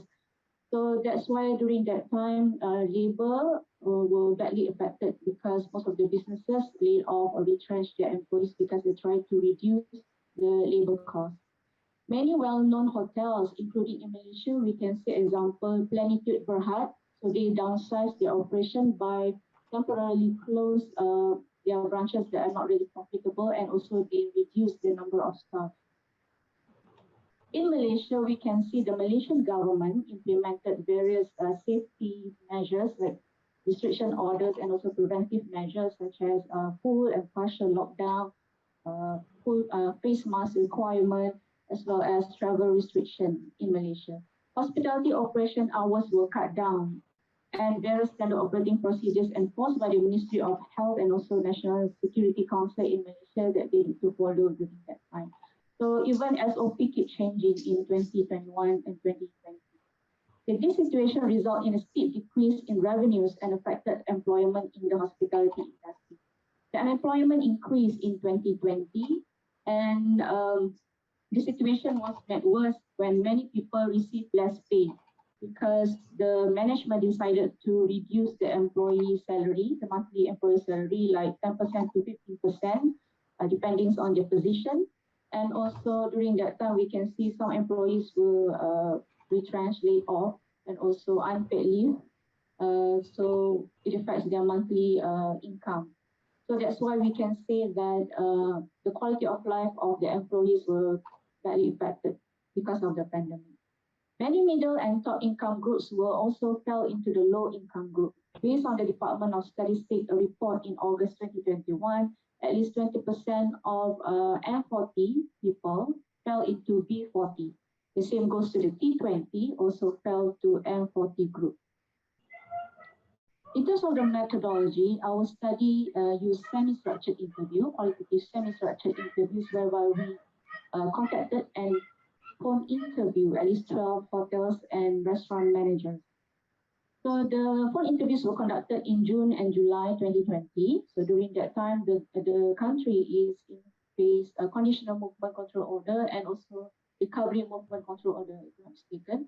So an informed consent as well as the interview questions were emailed to each of the respondents. And then at least one week prior to the interview session. So the interview was audio recorded with the permission from the participant. So the interview duration was between 1 to 1.5 hours. So although the saturation, we already reached the saturation before the 12 interviews, researchers decided to continue to enhance the validity and reliability of the data. The interviews were then transcribed and analyzed using content analysis. According to Bengtson 2016, content analysis allowed the researchers to replicate and make valid inferences based on the interview transcription with the study context. So the researcher familiarized themselves with the data, formulating codes, and also grouping the codes and making categories. And from there, we developed teams. Okay, and then the research team members also validate the interpretation and also data analysis through member checking procedures. Moving on to the findings and discussion. Okay, from this study, more hotels managers participated in the interview session as compared to the restaurant managers. So all of them have between 10 to 30 years of work experience in hospitality industry.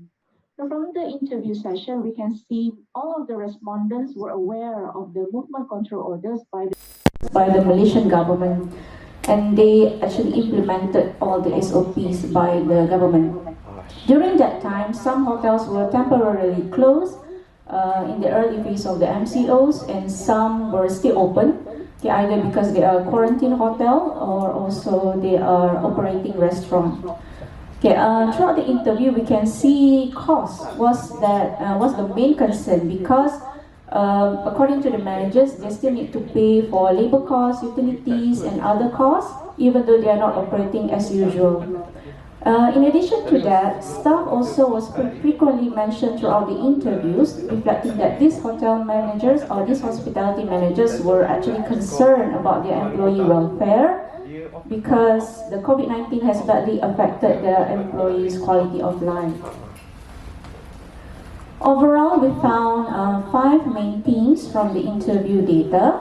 Theme number 1 is the cost, theme number 2 workforce, theme 3 revenue, theme 4 customers, and also theme 5 competitions. So these are 5 main themes that we group into challenges faced by hospitality managers during the early phase of COVID-19 in Malaysia. So I will explain in detail with chosen quotes in these slides.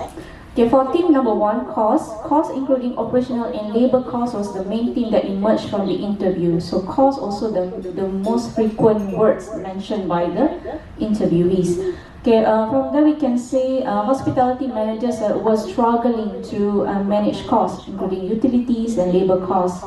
So according to respondent 1, for example, they have to cut down their team members because they don't have revenue to circulate or to pay the labor.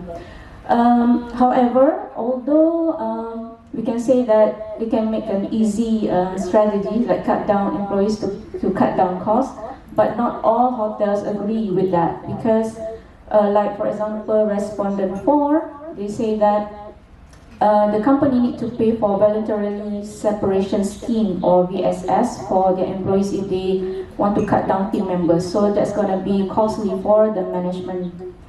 Okay, the rest of the respondents also mentioned about how they manage costs, how they control costs. They need to present to the management about how their strategy, what are their strategy to control the costs, food costs, labor costs, and even one example, respondent 7, for example, here they are no longer serving buffets, so from there they can control their costs through a la carte menu. Okay, moving on to theme number 2, workforce. Workforce is also another thing that we found from the interview data. So although during that time laid off was the right solution, but they still need to think about whether they have to lose some quality candidates, because during that time we can see many hotels retrench their staff. So actually they struggle right now to find quality candidates to hire as their staff. So letting go of employees with skill, knowledge and experience in the hospitality industry is a huge loss to the industry. That's why we can see some hotels, especially the well-established companies, still retain their employees, okay, even though some opt to lay off or reduce the labor cost through reduce the number of employees. Like for example, respondent 2 from hotel, they said that it is a challenge to sustain all their staff. And then another respondent also mentioned about they give a town hall to their employees with hope that all their employees will understand the situation better before the management explain about their decision. Okay, theme number 3, which is the revenue. So revenue was badly affected because during that time, hotels cannot open, especially during the early phase of the pandemic when the government forced all non-essential businesses to close down, so they cannot get any revenue. So the COVID-19 crisis had proven to be much more challenging than other previous crises faced by the industry when the revenue was negatively impacted. Yeah, because they cannot get a customer, they cannot sell their rooms. So hotel has to close down during that time. So, but they still need to pay all the utilities and labor costs. So according to respondent 1 from hotel, they received a lot of losses and the revenues kept on declining. And the biggest challenge is to get the revenue back because they don't have the revenue, but at the same time they have a challenge to sustain all their staff. Moving on to theme number 4, which is customers. So customers in the COVID-19 pandemic has altered customer behaviors as customers become more worried about their safety and health. So it is a challenge for hotel, especially quarantine hotels, to convince customers. So right now, so hotels already no longer serve as a quarantine hotel, so they need to do a lot of strategies like showing through videos and also posters to encourage customers to come to their hotels. So it is kind of challenge also to convince customer. So hospitality providers need to find ways to convince customer to visit their establishment by providing a sense of safety. So that's why we can see many hotels playing videos or also showing graphic design, graphic posters, how they their strategies to prevent COVID-19 spread in their establishment. So theme number 5, which is competition. Okay, the management teams that stay with the current hospitality organization face an uphill battle due to uncertainties of the COVID-19 pandemic. So even until now, the COVID-19 is still ongoing. So the competition is very tight among hotels and also restaurant business. We can see during early phase of the pandemic, especially during the CMCO and also the RMCO, we can see when the government allowed interstate travels, so we can see a lot of luxury brand hotels reduce their price. So that's why one managers mentioned about price wars. So we expect to see many businesses will make price wars with more offering. However, the managers mentioned about this will benefit the 5-star hotels as compared to the 4 and 3 stars, because if the 5-star hotel reduce their price or give extra discounts, so of course the customer will choose 5-star compared to 3 or 4 stars hotel. So another challenge is to think outside of the box, because I think most of the managers mentioned about how they have to present in front of the management in terms of their strategies. So they need to think outside of the box. Like for example, during this time we also can see many hotels, like for example Bayview Beach Resort, they have to venture into food delivery service even though they are not selling rooms. So they need to think what they should do in order to sustain their staff as well as survive in the pandemic. As for the conclusion, this study identified several challenges faced by hospitality managers during the early phase of the pandemic through interviews with 12 managers. We found 5 themes from the data labeled as cost, workforce, revenues, customers, and competition. So those are the 5 challenges reported by the hospitality managers during the early phase of the COVID-19 pandemic in Malaysia. So because as I mentioned earlier, the pandemic is still ongoing and now we are facing with Omicron. So due to the uncertainty, hospitality managers need to develop their competencies as well as prepare themselves mentally and physically to face crisis, because we never know how long this COVID-19 will remain, and maybe in the next crisis we don't know what are the things that we're going to face, right? So the management need to improve their competencies and be more prepared. So findings from this study will benefit the Malaysian government, especially in developing policies that best suit hospitality providers. They also can develop policies that are future-proof or effective standard crisis management procedures and guidelines that are tailored to hospitality industry. Because during the interview, the managers mentioned about how the SOP and guidelines given by the government is not really suitable for hospitality industry. So meaning to say that they urge the government to consider the differences between the industry before making the guidelines or the procedures. Hospitality providers also can benefit from the findings so that they could better understand and deal with their employees during a major crisis like the COVID-19.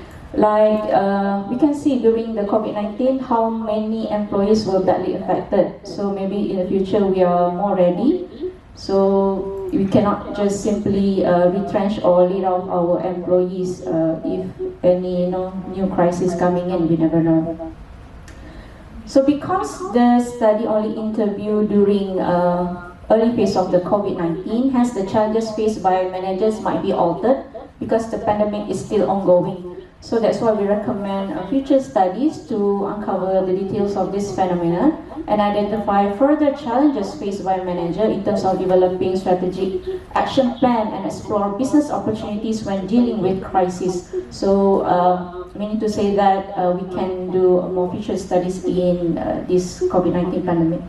So second one, because this study only interviewed managers, so we didn't explore or we didn't interview or identify the challenges faced by employees because we understand employees were severely affected. So that's why we recommend future studies to focus on employees in terms of gathering challenges or feedback from the employees. And based on our research, to date we found many organizations, especially the hospitality, are having difficulties in recruiting quality talents. So it is recommended to investigate to what extent the pandemic COVID-19 has affected the hospitality job and occupational attractiveness. These are all the list of references that I cited in the slide. So that's all from me. Thank you so much. And thank you. Thank you for your presentation, Dr. Ahmad. I think this is a very solid study. You have done a good job. Okay, now, is there any questions for Dr. Ahmad? Yes, please. Okay, thank you very much. It was a very good presentation, very clear. Only thing is, I just wonder. Sorry, my name is Noria. I'm from UiTM Penang. I just have one question. First of all, I would like to congratulate you for the very, very clear presentation. Only thing is, one thing I would like to ask is, how do you choose the hotel representative when you send the interviews? Okay, number one. Number two, what is the class of hotel that you pick? Number three, do you use any kind of reference model, before you construct the open-ended questionnaire, to your whatever participants, hotel managers, or this thing on. That's all. Thank you very much.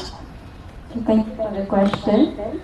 Okay, as I mentioned earlier, this is part of our findings from a bigger project. So in terms of the participant, during that time it was really hard to find people who were willing to be interviewed. So actually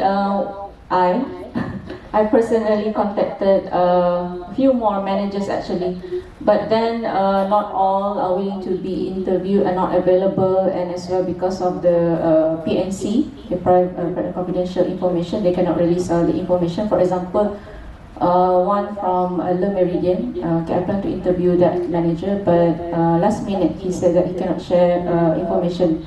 Okay, so that's why I said okay. So all of the participants were voluntary based. So I, based on purposive sampling, so actually I contacted and based on networking as well. So I gathered all the contacts from the my networking as well as my contacts. So from the list of managers, so finally we can, finally manage to interview only 12.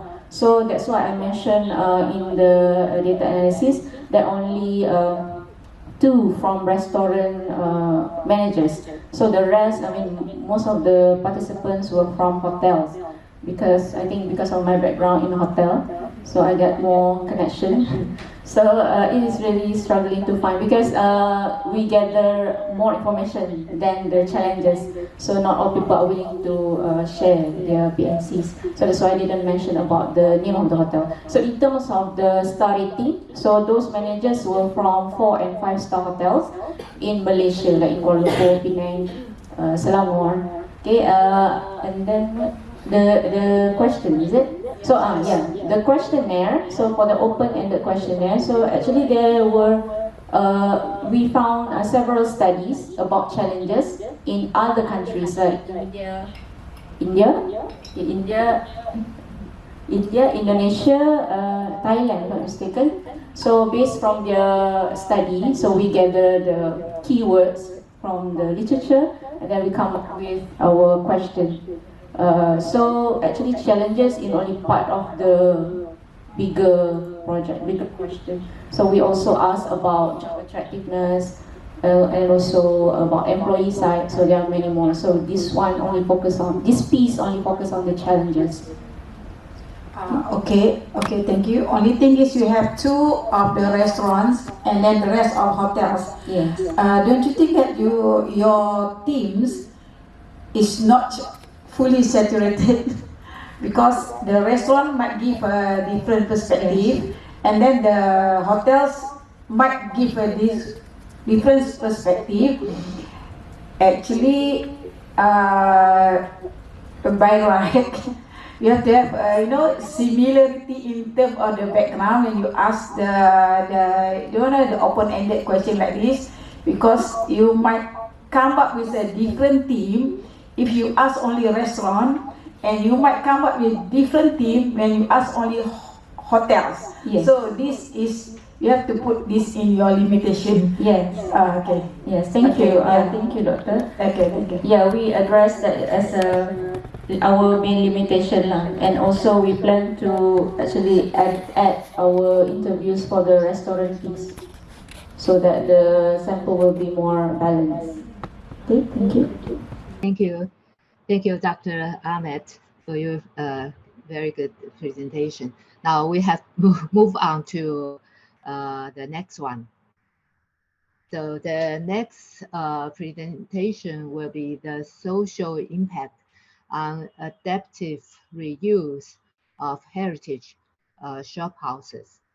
The presenter will be Associate Professor Said. And good afternoon, everyone.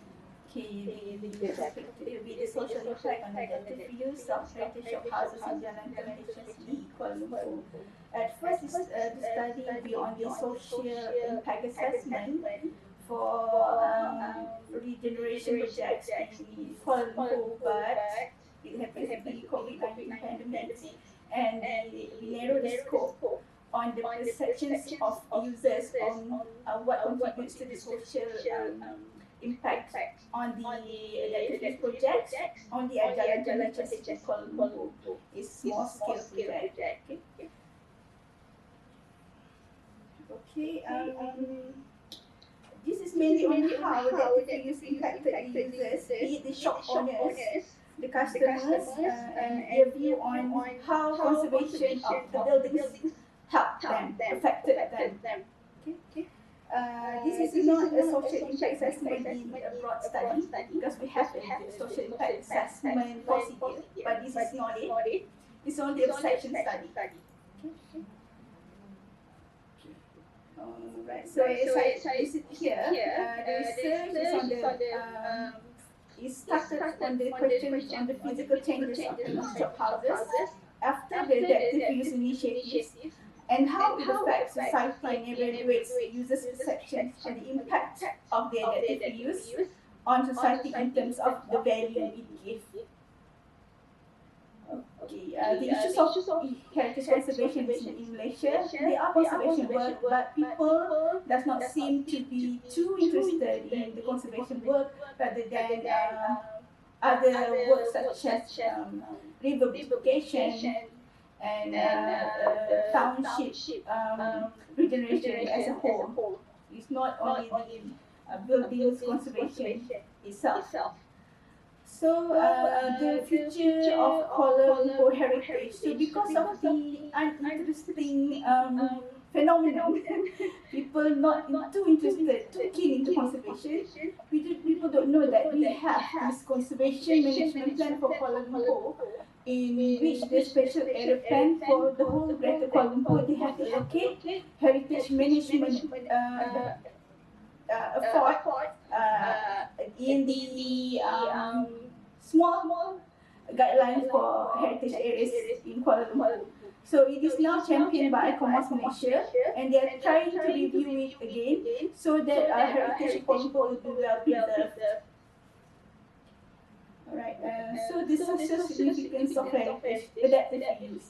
Okay, adaptive reuse mainly is you change the use of buildings, of old buildings, into new use to make sure the new use can benefit the users of the era. Okay, it's simple as that. So, for example, an old shophouses changed into a cafe because people at this time need cafe. So it's an adaptive reuse. Okay. The research look at how this new cafe, how this new use of this building impacted the social around it, the society around the area. Okay. Alright. So this is a strategy towards a better conservation, and it's a famous technique used in many European countries and also in many Asian countries such as Singapore and our neighboring countries, even in Thailand and in China itself. They use adaptive reuse to change a township, old township, into a better township. So this is a way forward for us. The case studies are at Jalan Tun HSC. Okay. For this study, we choose 4 cafes, which is Light Capture Cafe, Local KL Cafe, Timothy Cafe, and Kleptocrat Cafe.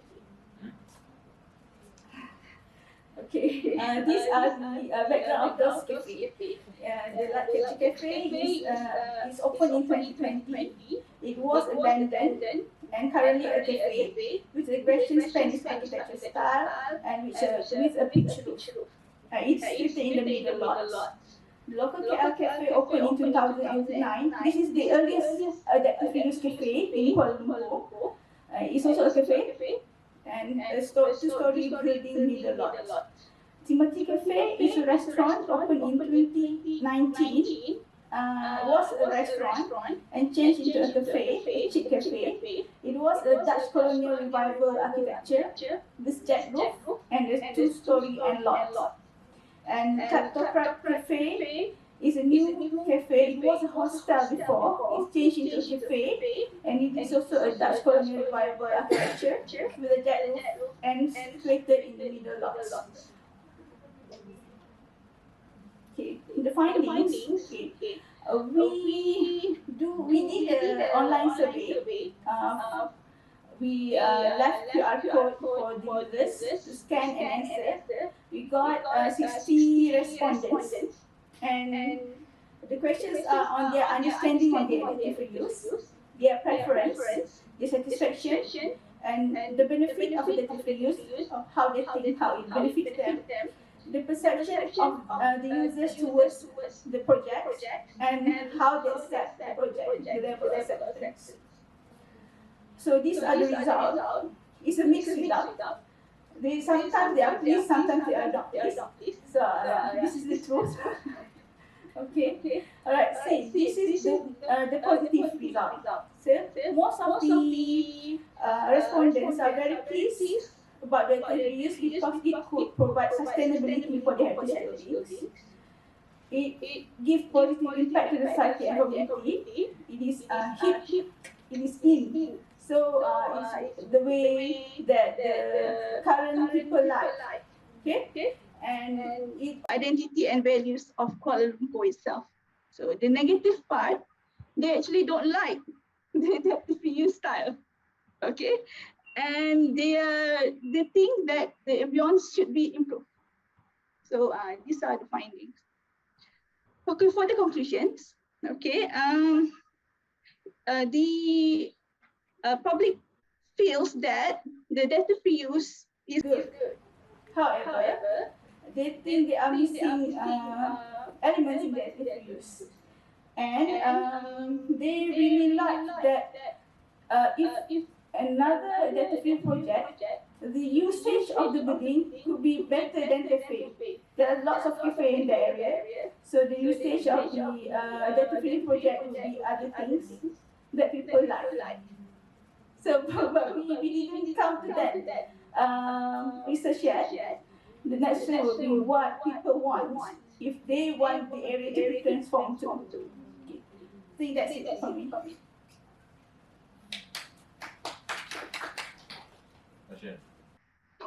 Okay, thank you very much for your presentation, Prof. Said.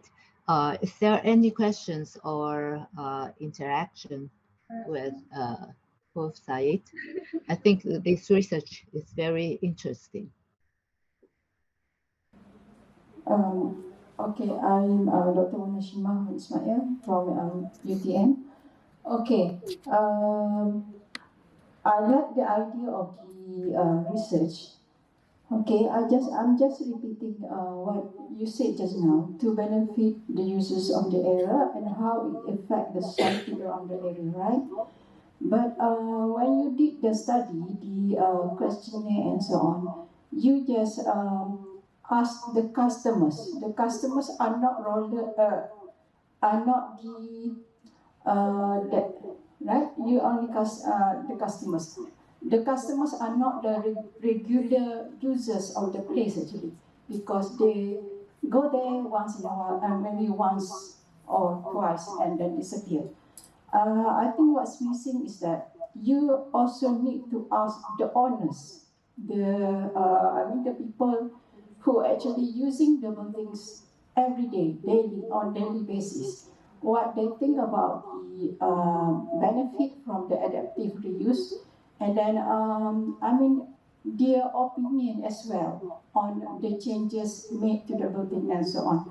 Only then you can get the impact of the society, the society around the area. You understand what I mean? Because the customers are not regular, they are there once only and then maybe disappear. But the society are the user around the area. Okay, thank you very much. Right, I would like to answer that. The question asks, this one for the presentation I presented only for the users. And there are questions to the owners and even architects on this. They are too positive because they think what they did is the best way to preserve the heritage. And that they think that I think the interview session with 3 architects for the 4 buildings, and they said that this is the way, this is the right way to do the heritage, the conservation. And for the full research, we have that result. And also, sorry, to add another one. The study should, when you talk about the road, HSD road, right? The research should cover the whole road actually, and then only then focus rather than just focus on the core buildings. Yeah. Okay. Thank you very much. Okay, Dr. Sharon. Okay, I think it's a very good presentation.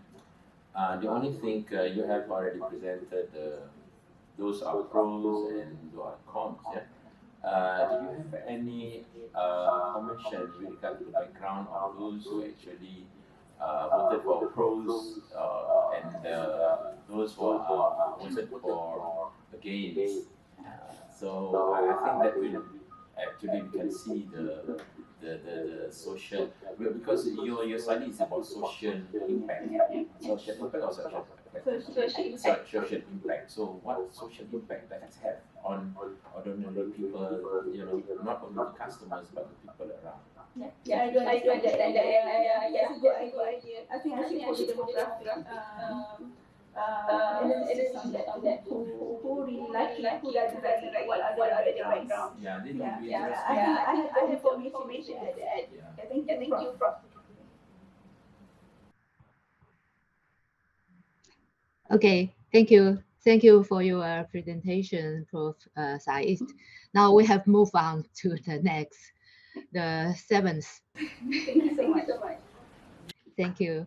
The seventh is globalization's impact on local food identity in Kota Kinabalu, Sabah, Malaysia. As the first presenter will be Dr. Ramli. Can you see the in PDF form, Prof? Yes. Yes. Okay. Okay, thank you. Yeah. Okay, may I start now?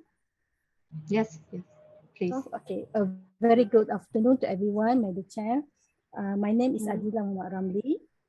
I'm from Faculty of Food Science and Nutrition, Universiti Malaysia Sabah, Kota Kinabalu, Sabah.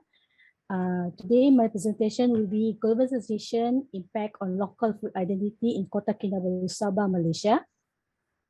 Here are my outline.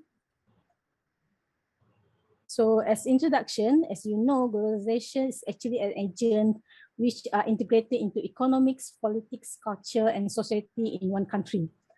Okay, it's also influenced about everything that touch upon increasing popularity of, especially in food. Okay, globalization also have impact on the local food, especially when it's attracting tourist interest. Awareness in globalization, whereby tourists must sometimes. Oops. Awareness of globalization occur when tourists know directly or indirectly about the process of globalization changes, especially in the identity of local food. So if you see in the impact of globalization, you can see in terms of the convenience foods, ready-to-eat foods, they're actually quite popular when you go to any food tourist destinations. So in this term of literature, we see about what is actually globalization, what is actually localizations. Okay, there is some researchers said that these two terms actually cannot be separated.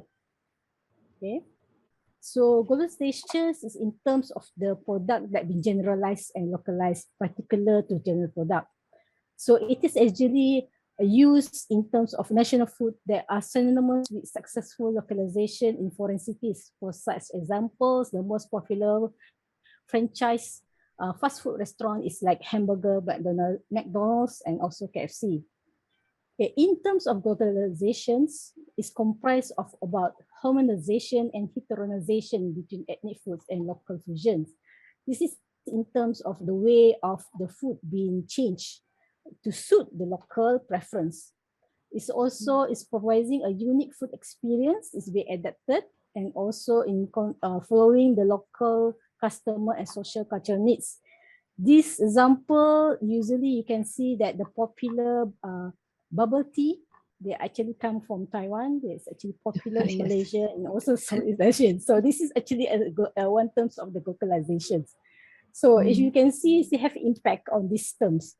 Okay, so in the local environment, you can see these globalizations actually change the landscape of the food destination.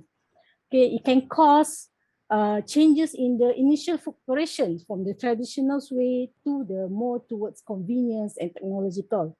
And the use of materials are changing from the original authenticity and also changes into the most can be found from all over the world. So if you see in the learn of technology, of course, it's also influence the tourists and also the local people, whereby they actually learn a new way type of preparation, new cuisine. They're actually not original from the area at all because they want to suit the tourist preference.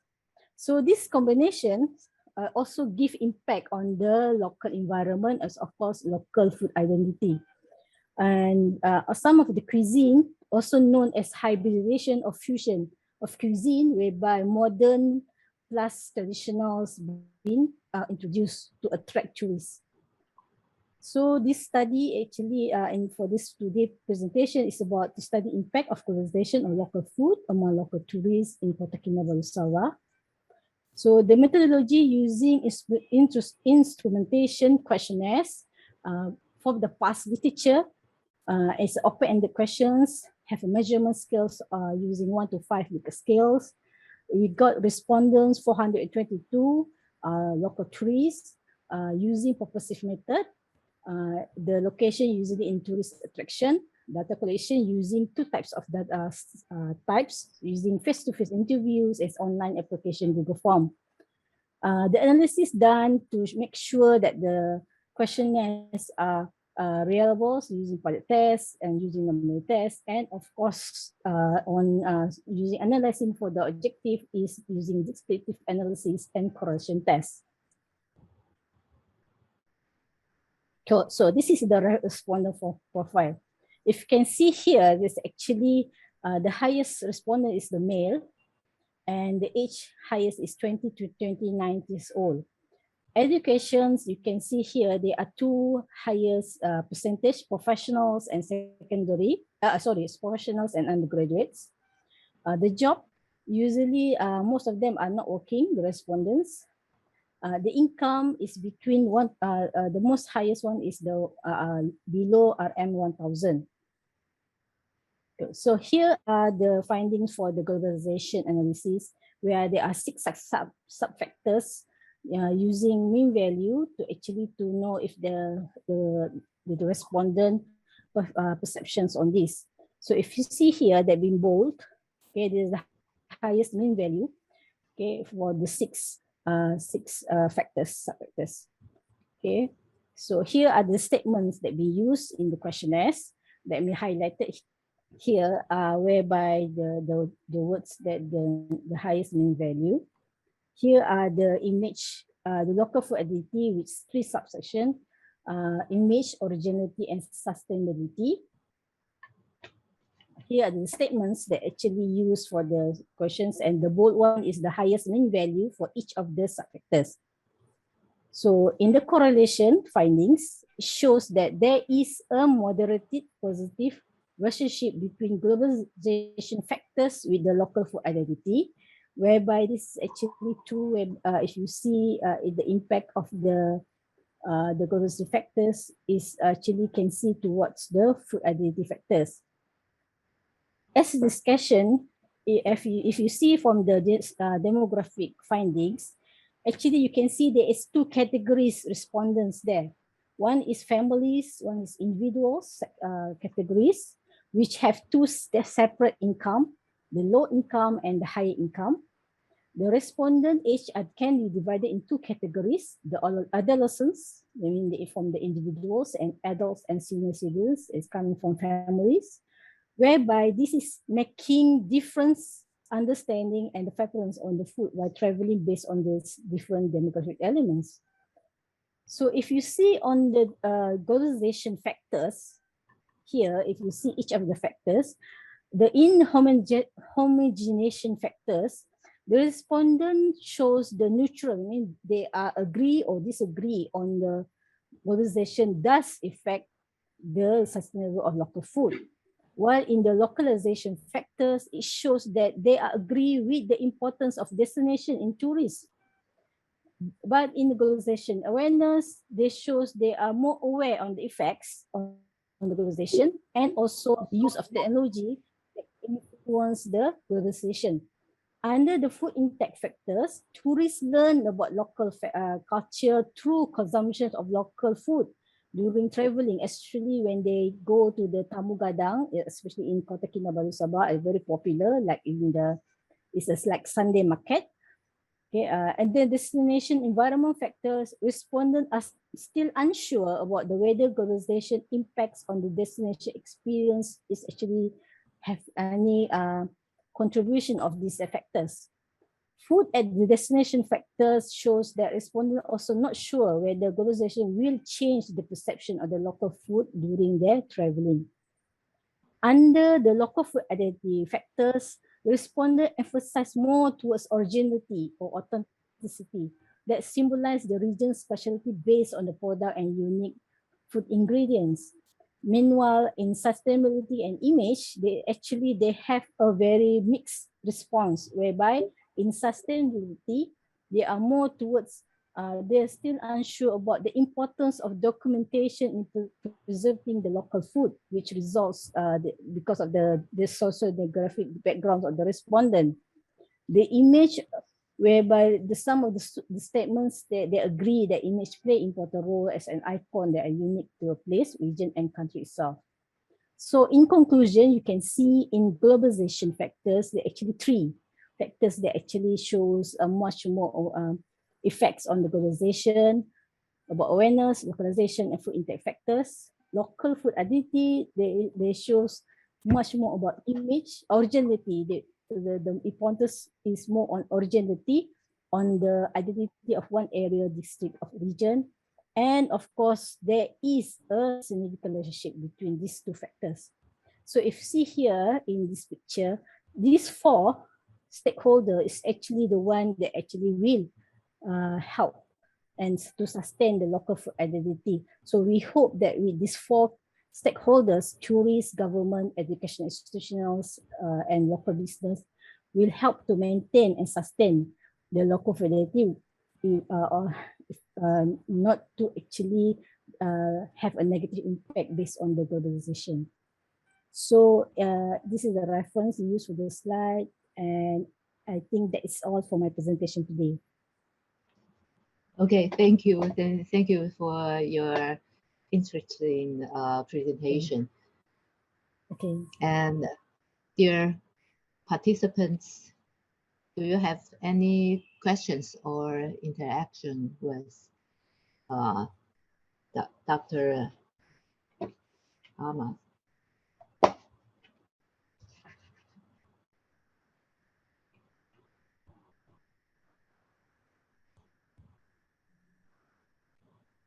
Any questions?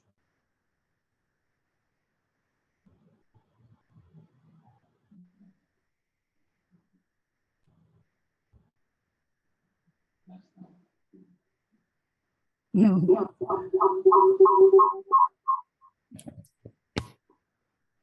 Yes. Oh, globalization is yeah, a phenomenon. So affect each state or each country. For us in Taiwan also, we have so many foreigner come to our country and introduce their food. We Taiwanese, it's very like to test every kind of food.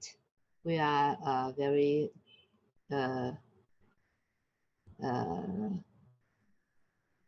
like to try new things. So yes. the impact is for us is very interesting rather than negative impact. So we thank you for your presentation. Yeah, thank so you. We Prof. have, yes, thank you. We have to move on the next one. Next one is the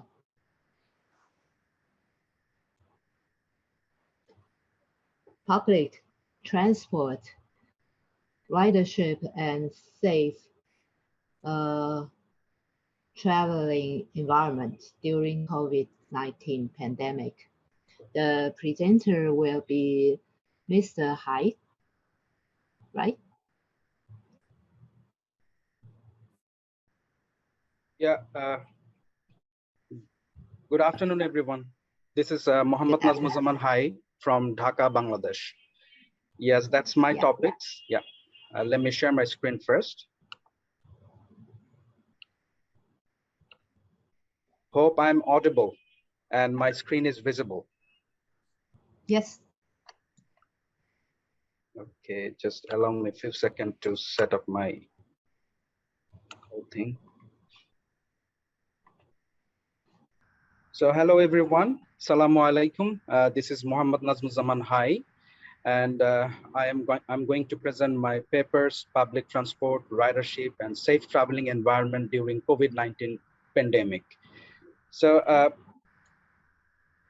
basically, I'm gonna cover all these things. There will be objectives, methodologies, result analysis, and conclusion. And I will start with the background, why we have chosen these topics. So this will give you some idea about choosing these topics. So during the COVID-19, if you can remember in the last 2 years what's happening, during the COVID-19 pandemic, some citizens decided not to take public transport to minimize the risk of contamination, right? Even you, me, and everyone was aware of this, right? And we started to, minimize the use of, public transport. So this research intends to ascertain the elements that influence public transportation users' perception of safety while commuting during COVID-19. And additionally, the study will evaluate the relationship between important elements affecting transport users' sense of security when traveling during COVID-19. So I'm going to start with a little bit of statistics so that you can actually relate why we have chosen these topics. So if you see this figure 1 and figure 2, that in figure 2, you see there is no peak. There is no peak, it's declining, right? The phenomena from both figure 1 and figure 2 are much related to the feeling of safety of the ridership towards the traveling environment, the face-to-face, right? You just see this. This is the Malaysian attitudes towards public transport during the pandemic, and we have picked this information from the Age of Malaysia 2020. So, and even impact of coronavirus, COVID-19 on public transport users. So all are declining. So what we expect to achieve with this? So it is evident from my previous slide that from March 2020, there will be a massive drop in public transport situation in most countries, same in Malaysia as well. The following the execution of MCO, there has been a noticeable decrease in number of public transport users. So what are the numbers? Let me show you the numbers of decrease. So overall ridership is declining. Number one is Rapid Bus has had a 66% decrease in ridership. BRT Sunway reported a 79.5% drop in ridership. Ridership on MRT feeder buses has fallen by 75.7%. Rapid KL, Rapid Penang, and Rapid Quantum all reported a 65.1%, 50.8%, and 62% decline in ridership during MCO. So if the problem is not handled properly, what is going to happen? It is expected to have a detrimental impact on the public transport operators. And that is why we have chosen these particular topics. And we want to find out what are the factors actually, is responsible for this decline. So our objectives is divided in two parts. The first one is this study intends to determine what factors influence commuters' sense of safety during COVID. So the first objective is to find out the factors. And the second one is that this study will also assess the relationship between the factors influencing commuters' sense of security during COVID-19. So safety and security is in the focus. So what we will do, we'll find out the factors, and we're gonna find out the relationship between these factors. So research method is we have chosen the quantitative method. I mean, the quantitative method is applied here. The study proceed with 384 samples and non-probability sample as the sampling techniques. And for data analysis, we have used the basic statistics technique like mini-score analysis, regression analysis, and correlation analysis. And our objective is to find out whether the people act more cautious when they think there is a high risk. SOP would have an impact on the safety of the people, and most responded were affected by the fake news on the social media. So these three was our objectives, right? So how we actually come up with this thing. So our review of the scholarly publication on the subject reveals three aspects that contribute to the commuter's sense of safety during COVID-19. The first factors is perceived risk and feeling of safety. Second one is standard operating procedure and feeling of safety. And the third one is information credibility and feeling of safety. And all these factors comes up with a hypothesis. And I will show you how we have come up with all these hypotheses in my next slides. Let's start with perceived risk and feeling of safety. As you can see through our scholarly screening, we found that perceived risk can lead to change in individual protective behavior. Also, we found that people who cannot travel by other means of transport are left with no choice but to rely on public transport. And many people, especially in peak hours in the morning and evening, have to travel in crowded common spaces with minimal ventilation.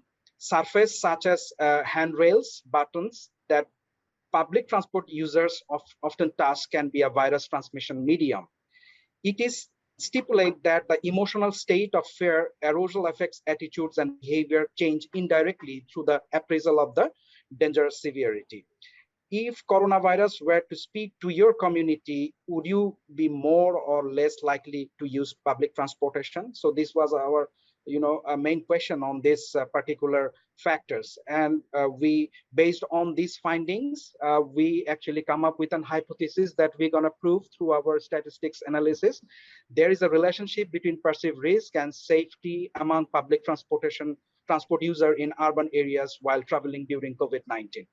And the second factors is standard operating procedure and feeling of safety. And what we found in literature reviews that there have been severe difficulties in managing the spread of the diseases due to the high rate of transmission of the outbreak, the shortage of the vaccine, and some perception therapies for COVID-19. And another findings that we have non-medical interventions such as promoting personal safety procedure, personal hygiene, and the use of face masks, the imposition of travel restriction, and the preservation of the social distance from potentially infectious cases are essential to resolve this problem. So from these, we have come up with a hypothesis. This hypothesis number 2, there is a relationship between SOP and the feeling of safety among public transport user in urban areas which traveling during COVID-19. And our third factors, information credibility and feeling of safety. As you can see, we have we have also screen number of literary work in this case. It can be defined as an individual subjective evaluation of the accuracy of the obtained information. In this research, information credibility is the extent to which one perceives information to be believed, and it is a strong predictor of an information. And there are some other findings that you can see. So from these, we have come up with hypothesis number 3, which is there is a relationship between information credibility and the feeling of safety among public transport users and urban areas while traveling during COVID. So this is how we come up with the hypothesis. And based on these, we have designed our theoretical framework as well. As you can see, we have 3 variables here, which is actually affecting the feeling of user safety.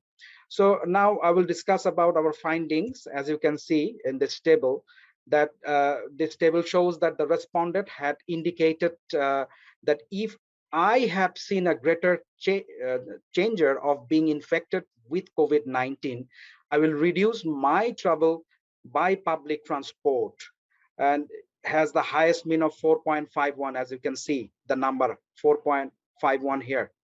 So this is the highest. A mean of 4.51 is basically close to 5, which is considered strongly agree on the Likert scale. It indicates that most of the respondents strongly agree that if they sense greater danger, they will reduce their travel using public transport. The traveling environment then followed this during COVID-19. So this is one findings. The second findings is the highest mean you can see, the highest mean score was responded on the increase in confidence if all public transport user must wear masks. This is 3.91, this one, right? If all passenger must wear masks. So this is the highest one. So this was followed by executing the SOP while depending on public transport. And the next findings that we have, as you can see in this table 3, table 3 shows the mean score of the information credibility. The mean scores of the information credibility and feeling of safety, which recorded that the information via social media affects the sense of security. Okay. So I'm just repeating again, table 3 shows the mean score of the information credibility and feeling of safety, which recorded that the information via social media affects the same sense of security, which is 4.12. So on public transport ridership, especially when they receive fake news, right? So this is 4.14. As you can see, this is the highest one. So now we're gonna show you what we found while doing the regression analysis of the model, right? Regression was conducted to find the impact of perceived risk, SOP, and information credibility. These three factors we have identified through our literature review, right? So regression was conducted to find the impact of perceived risk, SOP, and information credibility towards the feeling of safety among public transport user in the urban area. As you can see, the value of R square has shown that 94% of the variance in the feeling of safety can be attributed to the change in the three IVs mentioned, right? So IVs mean independent variables.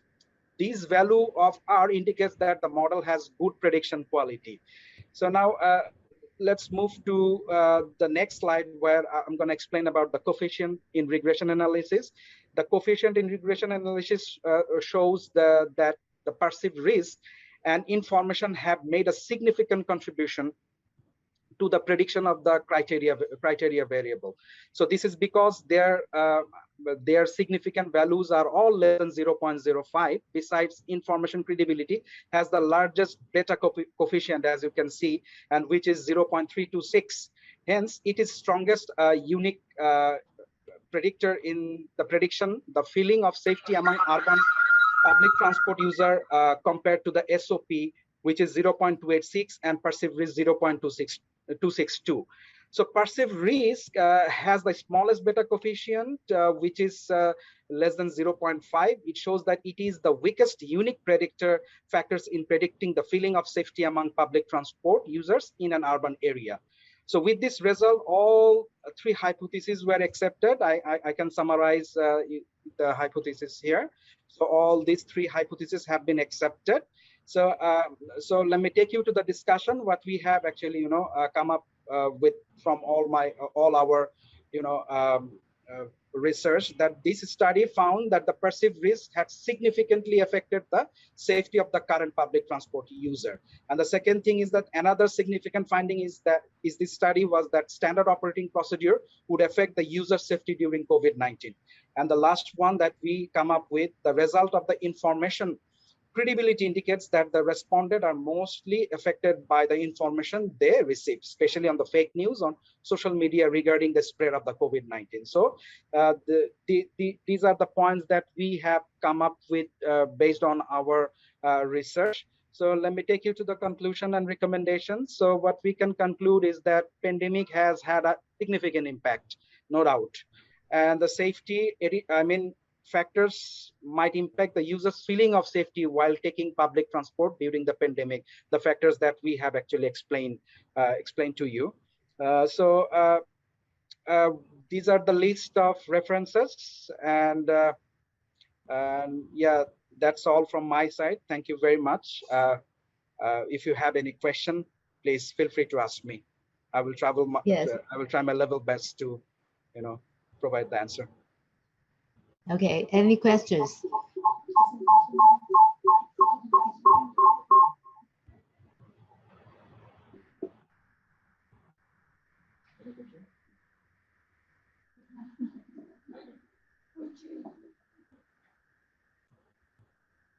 Yes, any questions for Mr. Hai? One small question. Maybe I missed the point when you mentioned about the period when the data was collected, whether it is during the actual during the initial part, or is it during the peak time when COVID-19 was really impactful to the mass? So would that be possible for you to explain a little bit on that? Yeah, what I understand from your question, you were asking me when this data have been collected, whether it's been collected during the initial stage or during the during when the COVID is actually spreaded, right? Okay, thank you for your question. As you can see that we actually draw all this data in two phases. Of course, for our literary review, we have considered the three phases. I mean, the initial stage, also the spread stage, and the MCO, right? I mean, the movement control order time. We have considered all these three period, and the data that we have collected is via online, because during the COVID it is not actually possible to collect data physically. So we have also used the online method as well, so that we can actually have the actual feedback from the user of the transport. So when was any particular month or year for the quarter? Any other question? In extension to the first question that I asked, so when the actual month it was taken, then you mentioned about the three different three phases that you have done, right? So what was the actual month? Because we can still remember when the peak time of this COVID-19 actually occurred, those days. Yeah, I understand. We actually collected the data during the peak time of the spread, because we thought that that time is suitable for collecting the data, because in the peak time, actually it will be easier for us to relate all these factors, because why the users are not using the transport, we can only find out during the peak period. So yes, Mohammed, but then we had this MCO for quite a while, meaning that people are not encouraged to travel. That could be the reason why the decline in ridership. These are the things. I think the period when the data was collected is very important in your research. I think this is the message that I want to suggest to you. Thank you.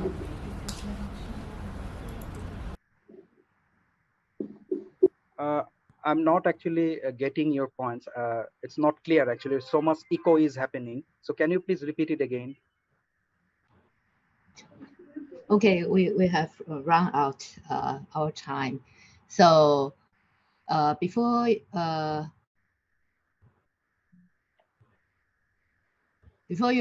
leave this meeting room, we have take a group photo. So we thank you for your presentation, Mr. Hai. Very good. Very good study. Thank you. Thank you, all of you. And we take a group photo from this meeting room. Is any assistant to help us to take a group photo? Can all the presenters come forward to take a photo? Yeah, this group.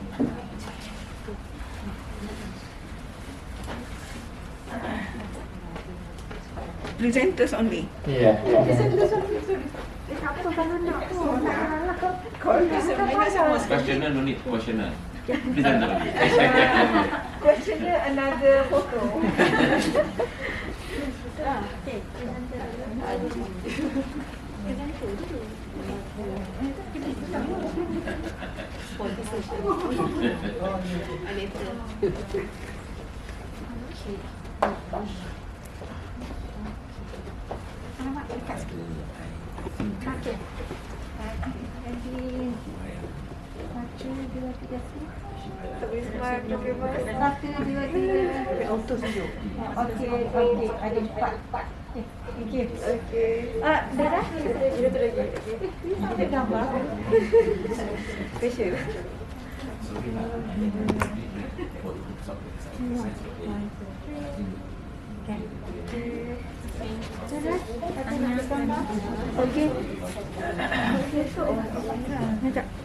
Yeah. While waiting. Thank you, Prof.